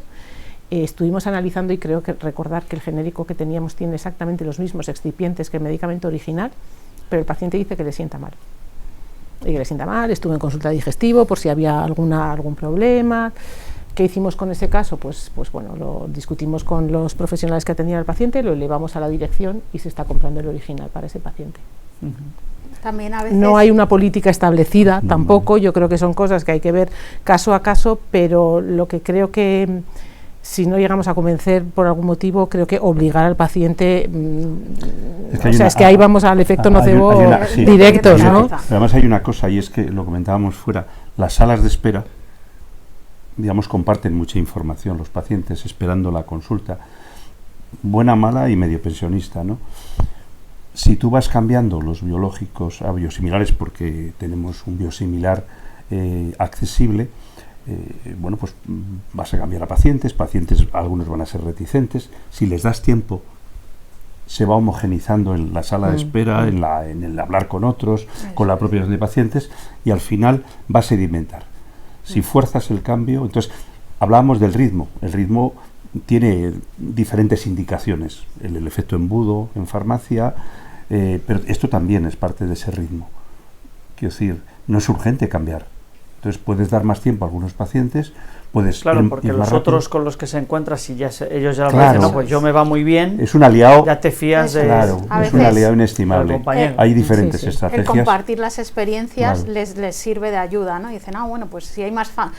hay veces que también les dices, es que hay más pacientes con este mismo medicamento y no ha habido ningún problema, y eso también les anima muchas veces. Y sobre todo compartir la experiencia de Correcto, otros correcto. casos. Y Eso es aclarar un- todas las dudas también de aclarar. por qué Eso es, su reticencia. claro. ¿no? Y evitar la confrontación. No funciona. No, yo creo que tampoco. Bueno, hay aquí dos personas que comentan, dice, bueno, completamente de acuerdo en lo que se ha dicho, información al paciente desde el minuto 1, en la prescripción del biológico y del biosimilar también, por tanto, de a partir del médico, igualmente la enfermera necesita formación, y hay gente que está diciendo, vale, yo quiero, está comentando, quiero hacer cursos de biosimilares, ¿dónde se pueden hacer? ¿Dónde? No lo sé, es verdad que no es la misma oferta que puede haber en otros ámbitos de la formación enfermera. Tenemos este webinar nosotros, supongo que habrá otras opciones de formación, pero parece que las enfermeras y enfermeros no tienen claro a qué puerta tocar para aumentar sus conocimientos en biosimilares. No sé si tenéis más controlados un poco la formación que hay en este sentido para enfermeras. Yo creo que la formación, es que en los centros sanitarios, la verdad que no hay mucha formación sobre biosimilares para los profesionales, y yo creo que es algo que se debería de incluir dentro de los programas formativos, dentro de los centros, formar a las enfermeras, porque al final muchas veces siempre vas a atender a un paciente, puedes atender a un paciente que esté con un tratamiento biosimilar y tienes que saber manejarlo, ¿no? Y muchas veces la formación pues viene de la farmaindustria, de que hacen cursos, hacen webinar, y a veces la mayoría de la formación la obtenemos de ahí. Por eso es tan importante que, bueno, pues que las instituciones nos den acceso a todos a esa formación, ¿no? Pero a nivel nacional, ¿no? Solo a todos los centros. Sí, yo aquí remarcaría, me encanta que se haya despertado esta curiosidad por querer formarse más en biosimilares, porque creo que el personal de enfermería es un colectivo que tiene un contacto tan estrecho con el paciente y es un personal tan masivo en el sentido en que llega a muchos pacientes, ¿no? Comparando con el nuestro de farmacéuticos, por ejemplo, que me parece muy interesante que estén formados, aunque no esté dentro de su ámbito de actuación diario, porque a cualquier consulta de atención primaria puede ir un paciente que esté con un biosimilar, le surge la duda y como profesional le va a poder preguntar. Sí, como entonces, cultura general. Eso es, yo creo que aunque no sea algo de su propio ámbito, para mí es una cultura general que todos deberían de conocer. Yo sí le remitiría, quizá, pues ojalá a las organizaciones tuviéramos más accesible la formación, pero sí le remitiría, creo que la página de Biosim tiene una información, antes habéis hecho referencia a al documento específico de enfermería.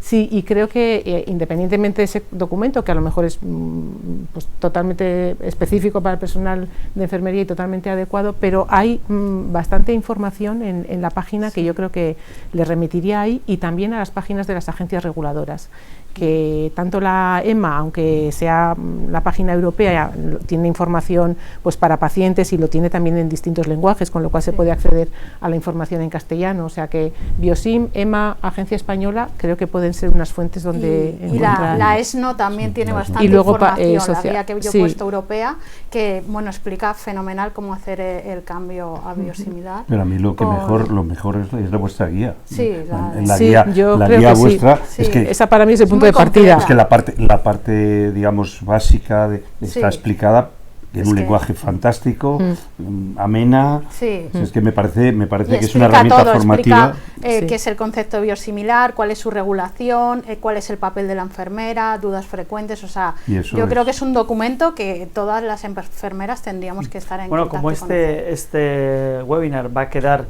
grabado en el canal de YouTube de ISFOS, en la edición que hagamos podemos meter, compañeros, recordádmelo, El QR. metamos El el código para la descarga, y también así como en las redes sociales es buen momento para recordarlo cuando acabe este webinar, estos próximos días, lo pondremos en las redes sociales del Consejo de Enfermería, pues porque parece que está claro que hay interés. De hecho, además, hay mucha gente que está aprovechando para felicitaros, vuestras exposiciones han sido muy claras, dicen, y hay mucho entusiasmo.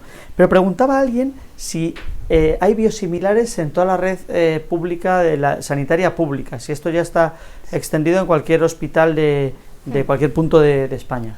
Bueno, la EMA aprueba, lo explicaste tú muy bien. Luego, digamos, el promotor del biosimilar acude a la agencia española y llama a la puerta, y la agencia española da el paso y se ofrece el precio reembolso cuando se financia, ¿no? Entonces, están financiados por el Sistema Público de Salud. Lo que ocurre es que cada comunidad autónoma negocia de una manera distinta con la industria. Entonces, lo que pasa en Castilla y León es distinto a lo que pasa en Madrid, lo que pasa en Madrid es distinto a lo que pasa en el País Vasco. Quiero decir, cuando digo distinto es completamente distinto. Y ojo, el acceso a los biosimilares no es igual. Hay inequidad en nuestro sistema público de salud. Ojo, tenemos aquí un titular. No, hay ya inequidad es en otro terreno más donde hay inequidad. En función de tu código postal tienes acceso a un tratamiento. Lo hay en todo, y también lo hay en el uso de biosimilares. Sí, sí. Hombre, la penetración es verdad que no, pues existen diferencias, pero quizá el acceso al biosimilar, no sé si va por ahí la pregunta que quiere hacer el compañero, no está vetado en ningún hospital. Pero hay restricciones, no por comunidades. Pero restricciones porque compra, hay sitios donde se negocia hospital. Por procedimientos de compra también. Sí, y hay quien restringe, vale. como autónomas. Pero restringir el biosimilar por ser biosimilar, no, un biosimilar en favor de otro. Me he explicado mal. Se restringen biológicos. Ah, biológicos, claro. vale. O sea, no es que se restrinjan, se compra un perfil y se sigue en ese perfil. Quiero decir que es diferente la relación o lo que yo puedo prescribir en una comunidad o en otra. Hablo directamente a lo que yo puedo prescribir como médico. No, porque hay autorizaciones distintas. ¿De acuerdo? Sí, bueno, yo creo... O sea, pasa con todo, no pasa con los biológicos o biosimilares, pasa con todo. Sí, pero no hay una distinción. Puede haber distintos grados de penetración, pues porque los problemas, lo que hablábamos del ritmo, pero no hay comunidades en los que no hay acceso a biosimilares porque sean biosimilares, que no sé si va en ese sentido la pregunta. No. Has hecho bien en aclararlo, sí. Porque yo lo que quería decir es que no se pueden utilizar porque su biológico original, pues a lo mejor no está, tiene una restricción. Claro, todo lleva, es una cadena, ¿no? O sea, la restricción en la indicación. Si has frenado el biológico o le has restringido determinadas indicaciones, eso se aplica al biosimilar igual. Y es que hay comunidades donde se negocia por hospital, es decir, el hospital, la Comisión de Farmacia autoriza, es decir, algo que ha autorizado la agencia española, y en otros sitios no. Digamos, la autorización es centralizada y no hay manera. Es decir. Bueno, qué sistema tan eficaz tenemos, que siempre lo decimos entre comillas.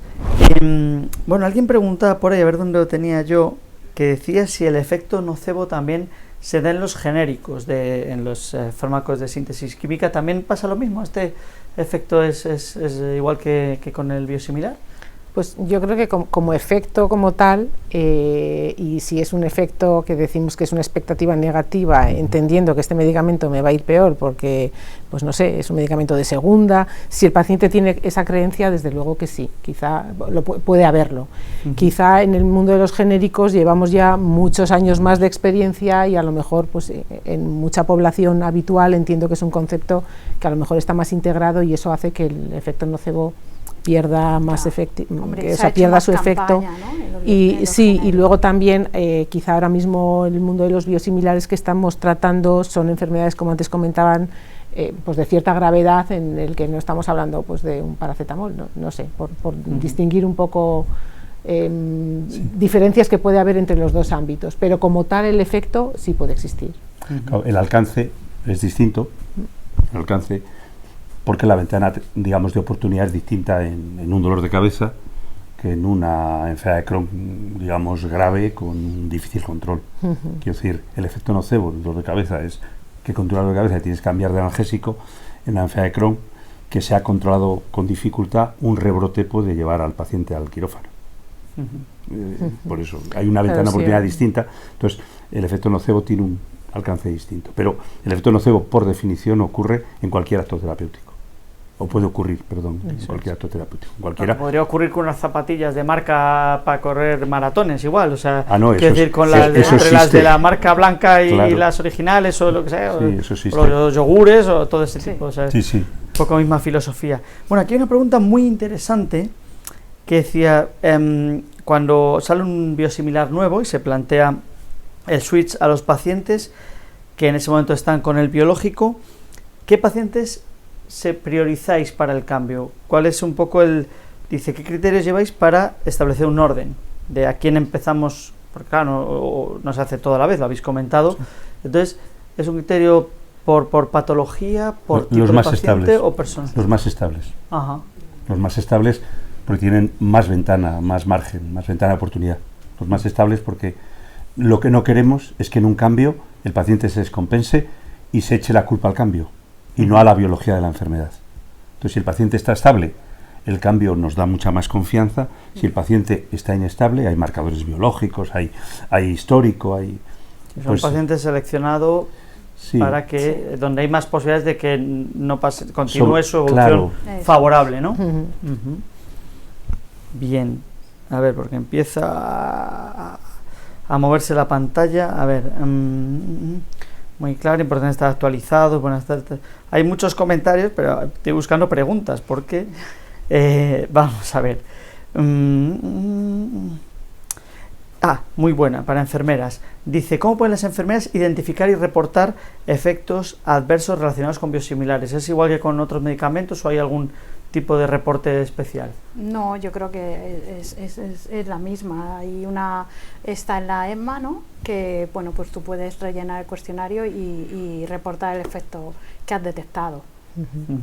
Sí, lo que quizá en relación a esto, lo que sí que tenemos en los servicios de farmacia que tener claramente es la trazabilidad de qué medicamento se le está dando a cada uno. Es decir, si estamos dando, al que le hemos dispensado el medicamento de referencia, y al que le hemos dispensado el biosimilar A o el biosimilar B, esa trazabilidad sí que la tenemos que llevar, de qué se ha dispensado a cada uno de los pacientes. Justo había una pregunta sobre el tema que digo, mira, dices trazabilidad y trazabilidad.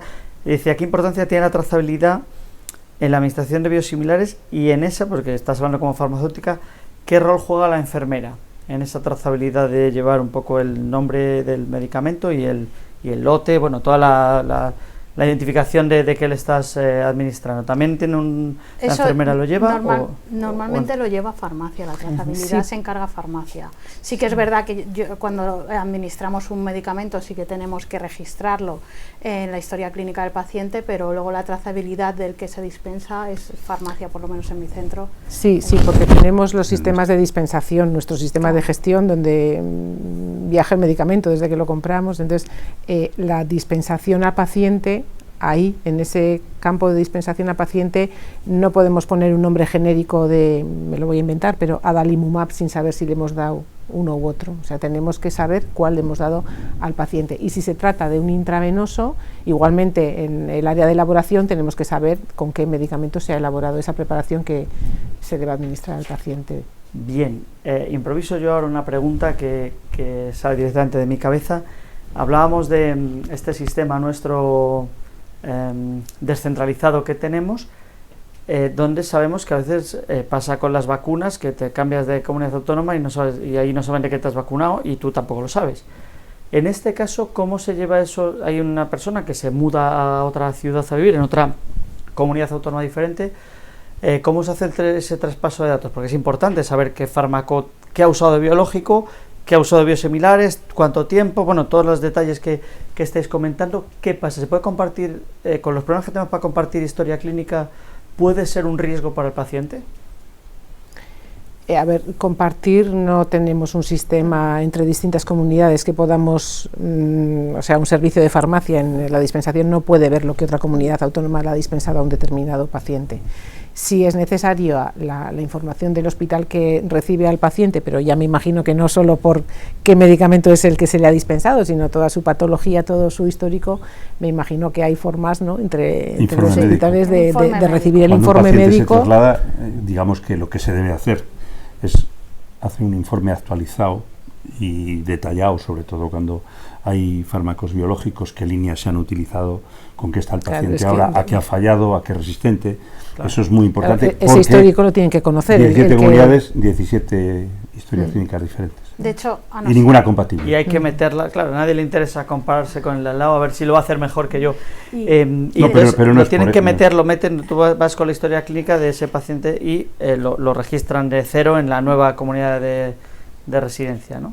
Sí, el paciente va a su médico de cabecera con el informe, el médico de cabecera le remite al especialista correspondiente y luego ya entra en el nuevo sistema, porque eso sí, en todas las comunidades autónomas lo hacen bien, pero la información no es que no se comparta por lo que tú comentabas, sencillamente es que son 17 sistemas incompatibles. de hecho, a nosotros nos pasó un paciente que se cambió de comunidad autónoma y claro, a la comunidad autónoma que se fue le daban el biosimilar y de hecho recuerdo que nos escribió al correo y nos dijo, oye, mira, que es que me he cambiado aquí y ahora me quieren poner el biosimilar, esto es lo mismo, no sé qué, y al final, pues ahí la enfermería, ¿no?, le dijo, sí, no te preocupes, que es igual de eficaz y de seguro, pero a nosotros sí que nos ha pasado que en algún cambio de comunidad, pues cuando han llegado allí usaban el biosimilar, pues es el biosimilar el que la Sí, bueno, que administra. al final la buena voluntad y la capacidad de los profesionales suple estas ineficiencias administrativas que todos conocemos. Bueno, alguien pregunta cuáles son las principales vías de administración, o sea, cuál es la vía de administración más común de los biosimilares. No sé si tenéis porcentajes, no sé cuántos subcutáneos, no sé cuántos intravenosa, no lo sé. No, a lo mejor preferencias entre intravenosa o subcutánea, que eso sí que a veces nos pasa, porque hay pacientes que prefieren la subcutánea porque es más cómodo y ellos en casa se lo pueden administrar y no tienen que venir al hospital de día y estar 1 hora, 2 horas, y principalmente la vía parenteral o la vía subcutánea de los biosimilares. Pero muchas veces es la preferencia que tenga el paciente, pero no disponemos de qué datos usamos más. Hombre, No. son más frecuentes, yo creo, las vías subcutáneas. Yo creo que sí. Porque la demanda, Sí, es lo que más demanda la ellos. población por la comodidad, por comodidad, ¿no? ¿no? Y de hecho, muchos biológicos, luego biosimilares, empiezan con vía intravenosa, pero sacan en la evolución el subcutáneo y lo promocionan porque es más cómodo. Sí, yo, o sea, sin saber cifras, pero diría que hay más biosimilares subcutáneos que intravenosos y también hay alguno a nivel de oftalmología intravítrea. Intravítreos, sí. Ya unos poquitos más recientes, pero también. Y va evolucionando, o sea, quiero decir que también había, como decíais, que pasan a una administración más cómoda, ¿no?, según van avanzando un poco. Casi todos, no todos, pero casi todos empiezan siendo intravenosos y luego buscan una formulación subcutánea porque realmente los pacientes, desde luego los que me afectan a mi especialidad, suelen ser gente activa, que trabaja, que tiene vida, ¿no? Y acudir al hospital cada X tiempo a pasar unas horas en el hospital de día poniéndose una infusión, pues les limita mucho, ¿no? Sí, quizás sí hay más un perfil diferencial de según pacientes, el ¿no? Paciente sí. joven, paciente activo, Claro. un subcutáneo le resulta más cómodo de compatibilizar con su día a día y sus jornadas laborales, o un paciente que viaja, y un intravenoso, pues a lo mejor para un paciente que vive cerca del hospital, que está jubilado, pues le importa menos, ¿no? Sí. Acudir de vez en Se cuando lo pone cada 8 y que semanas. se lo pongan. Incluso cada ellos 4 a o 8 veces se semanas. sienten más seguros de que se lo pongamos en el hospital, porque dicen, a ver si yo no voy a saber administrármelo bien, voy a fallar, entonces Sí, a los- veces los también a- les da esa la gente seguridad. mayor, sí, eso es cierto.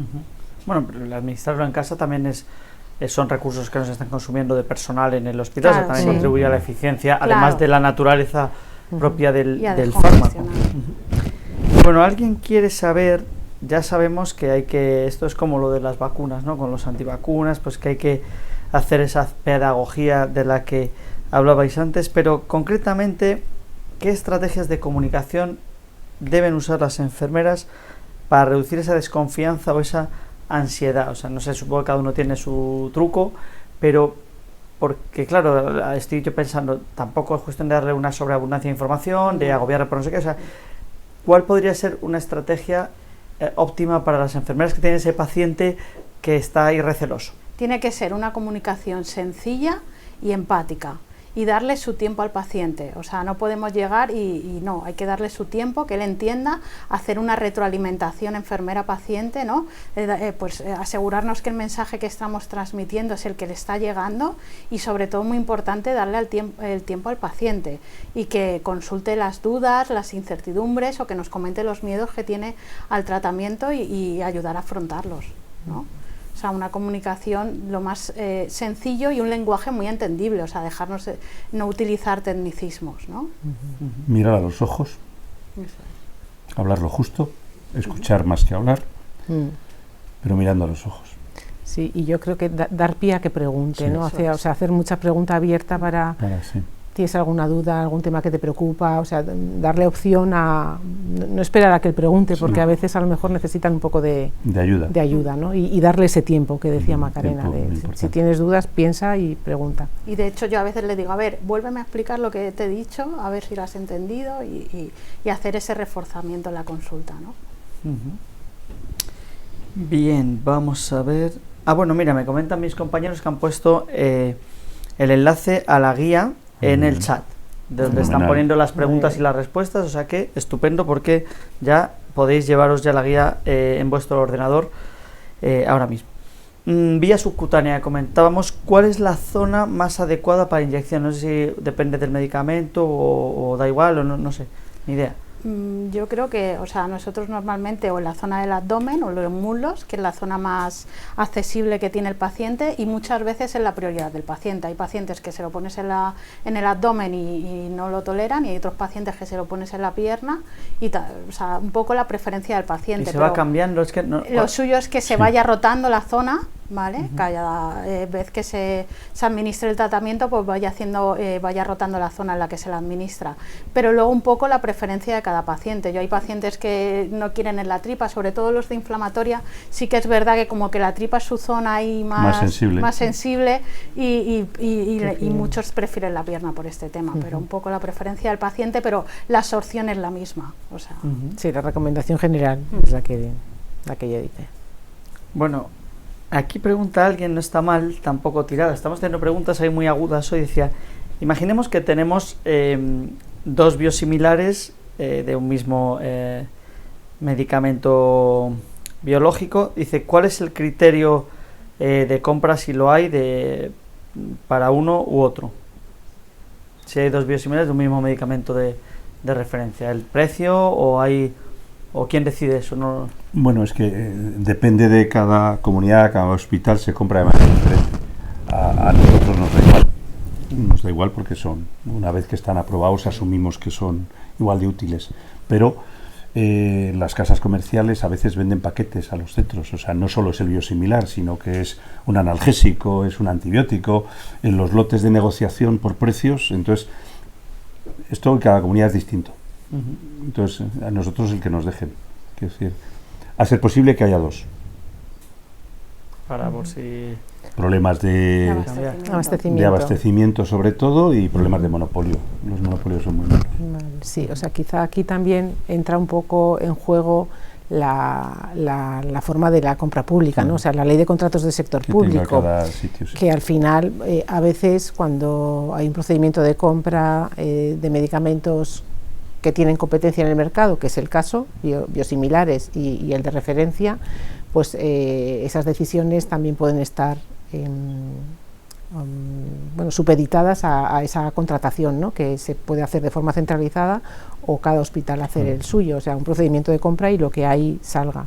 Generalmente, y yo en la experiencia que puedo comentar en la Comunidad de Madrid, las compras centralizadas que se hacen de biosimilares o a las que se ha acogido la comunidad de alguno que ha hecho Ingesa, son procedimientos tipo acuerdo marco, de forma que cualquiera de las empresas que entre en el precio de licitación y tenga unas características técnicas las que se pongan, tienen opción a estar dentro de ese procedimiento, con lo cual al final la decisión sí sigue un poco en manos de los hospitales.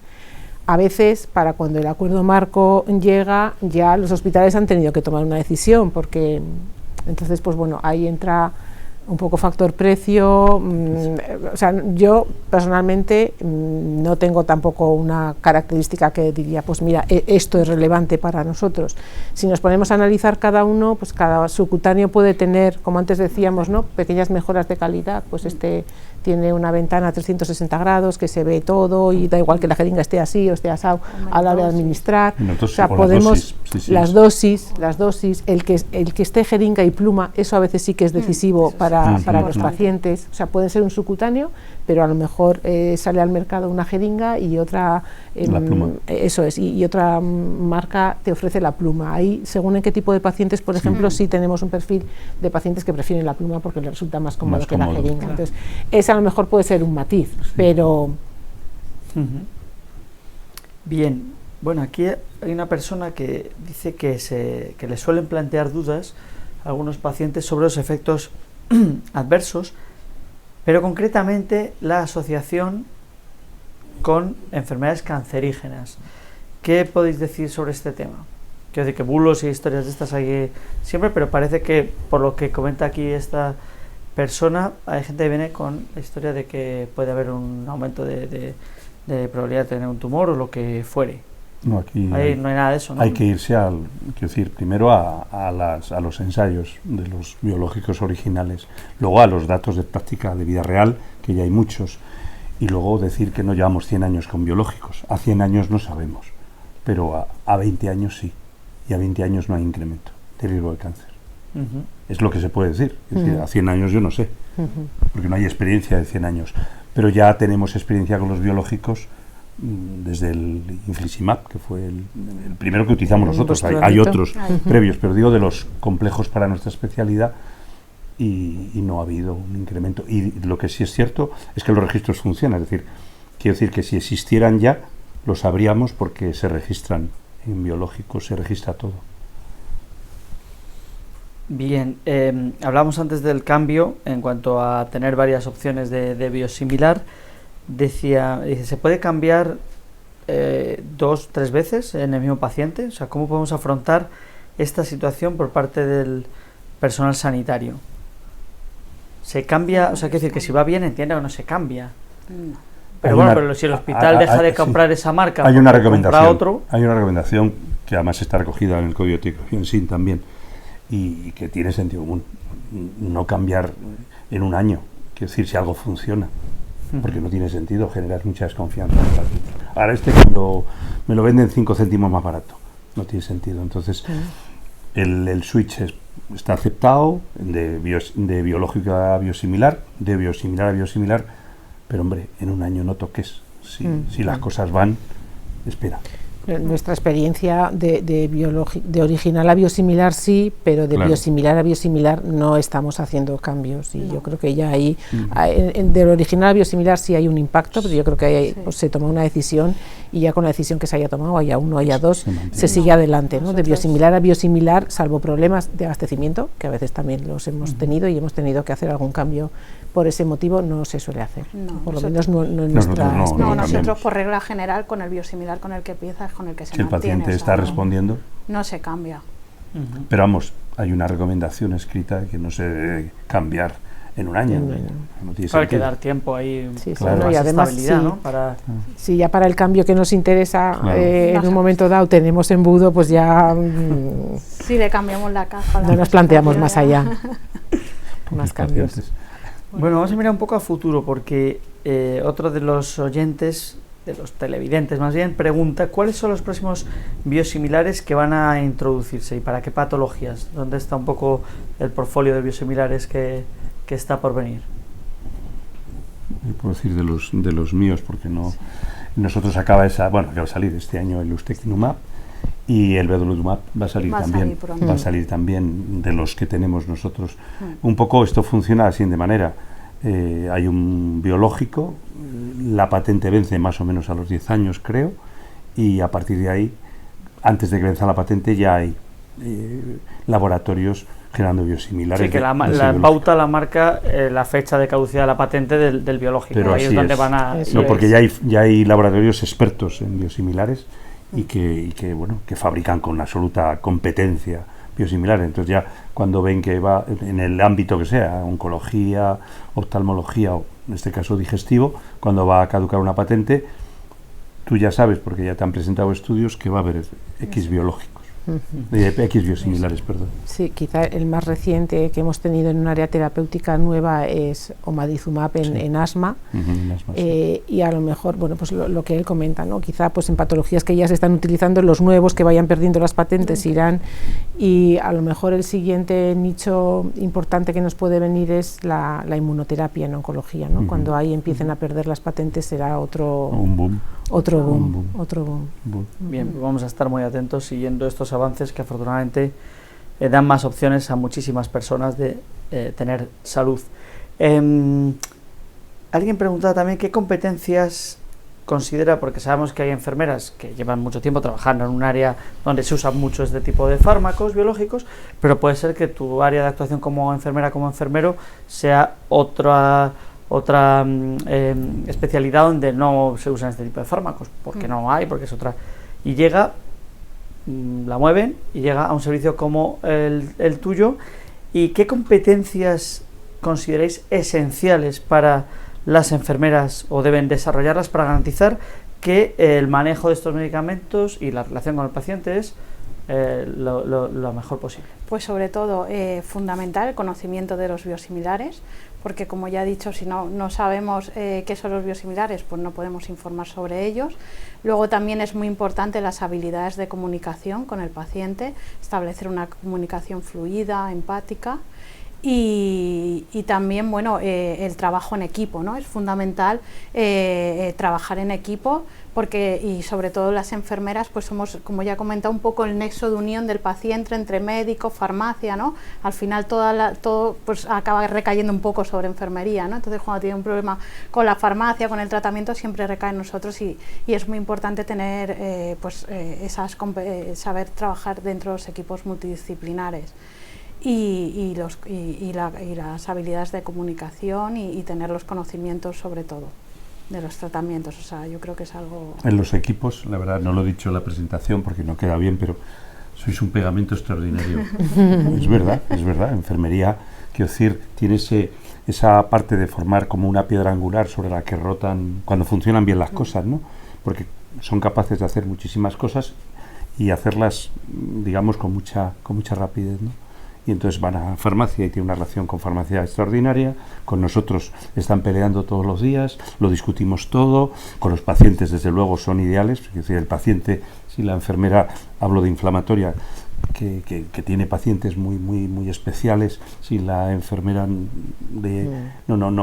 está igual, y confía en sus médicos y eso es fantástico, pero en el día a día prefiere hablar con la enfermera de las dudas y tal. Y luego también capacidad de formarse y ganas de formarse, o sea, eso creo que también es algo fundamental, y habilidades en las técnicas de administración, conocer cómo se administra, conocer la utilización, la conservación, todo esto es fundamental. Y tener unas nociones de efectos adversos claras, ¿no?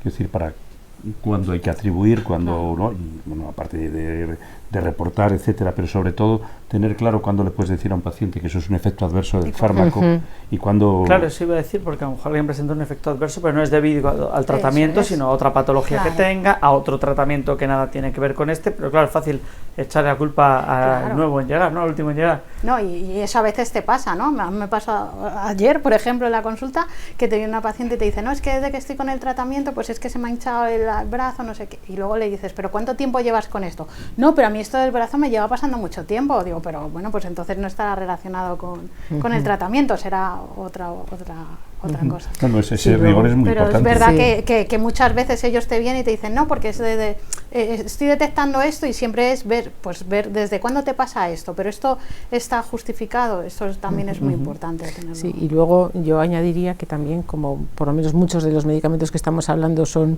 inmunosupresores, siempre hay también un mayor riesgo, o puede haberlo, de infección, o puede haber una necesidad de screening, que lo comentabas tú, de screening de tuberculosis, protocolos de vacunación. Si el paciente va por un intravenoso y está con fiebre, hay que saber si está con fiebre y está con una infección, o sea que quizá todo ese mundillo relacionado con la inmunosupresión y con las claro. posibilidades de infecciones, ¿no? Pues también o a veces que es importante. hay pacientes que, pues que se van a hacer una intervención, no se pueden tampoco administrar el fármaco, o hay veces pacientes que te dicen, pues mira, que me han diagnosticado que tengo un tumor, ¿no? Pues a veces también eso hay que tenerlo en cuenta porque hay que suspender las terapias. Sí, claro. Entonces es muy importante esa formación para poder pues manejar bien todo lo que ocurre. Bueno, son las 6 casi menos 5 minutos, ya vamos a ir acabando. Voy a seleccionar 2 preguntas, perdonad a todos los que no hemos podido sacar vuestras dudas adelante por falta de tiempo, pero hay 2 que creo que podemos rematar con ellas. Una pregunta muy común es si tendrán que seguir con el tratamiento de por vida o se podrán hacer pausas de suspensión de tratamiento. Eso dice alguien que no deja su nombre, que es algo que le trasladan los pacientes. ¿Esto es ya para toda la vida? Bueno, para toda la vida no es nada. Parece una respuesta simple, pero es verdad, ¿no? Es decir, ¿por qué? Porque la investigación sigue y los biológicos han sido un adelanto extraordinario, ¿no? Y son una herramienta extraordinaria, pero tienen caducidad. Tienen caducidad, porque vuelvo a lo mismo. En concreto, en la enfermedad inflamatoria, conocemos lo que conocemos, nos falta información para curar a nuestros pacientes. Mientras tanto, utilizamos biológicos y biosimilares encantados. Entonces, lo de hasta que me muera depende de que tengas 70 años o tengas 20. El concepto es completamente distinto. ¿Hacemos paradas con los biológicos o los biosimilares? Sí. Hay unas pautas, hay unos tiempos de remisión y se puede, ¿no? Pero no hay una pauta fija de nada. En cada paciente se debe de individualizar, ¿no? En función de su evolución clínica. Y en esta línea, dice también otra persona, si se debe interrumpir el tratamiento ante un resfriado común o solo ante infecciones de más enjundia. Y cuándo, y una vez, y si se interrumpe por esa infección, ¿cuándo debe reiniciarse? Bueno, ante un resfriado común no, desde luego. Pero que cuando un paciente, lo hablamos antes, tiene fiebre, no se sabe el origen, no se ha identificado el foco, lo que tiene que hacerse, se le tiene que evaluar como a cualquier otro paciente y a partir de ahí, en función del diagnóstico que se haga, tomar una decisión. Pero hay fiebre, evaluación clínica y diagnóstico. De hecho, nuestra recomendación siempre es, si tienes fiebre, más de 38, contacta con nosotros, no te lo apliques y luego ya nosotros te decimos cómo seguimos el manejo. Estupendo, pues nos quedamos con esa última respuesta. Ha sido una sesión muy interesante, con muchísimas preguntas de nivel, donde se han tocado muchos palos.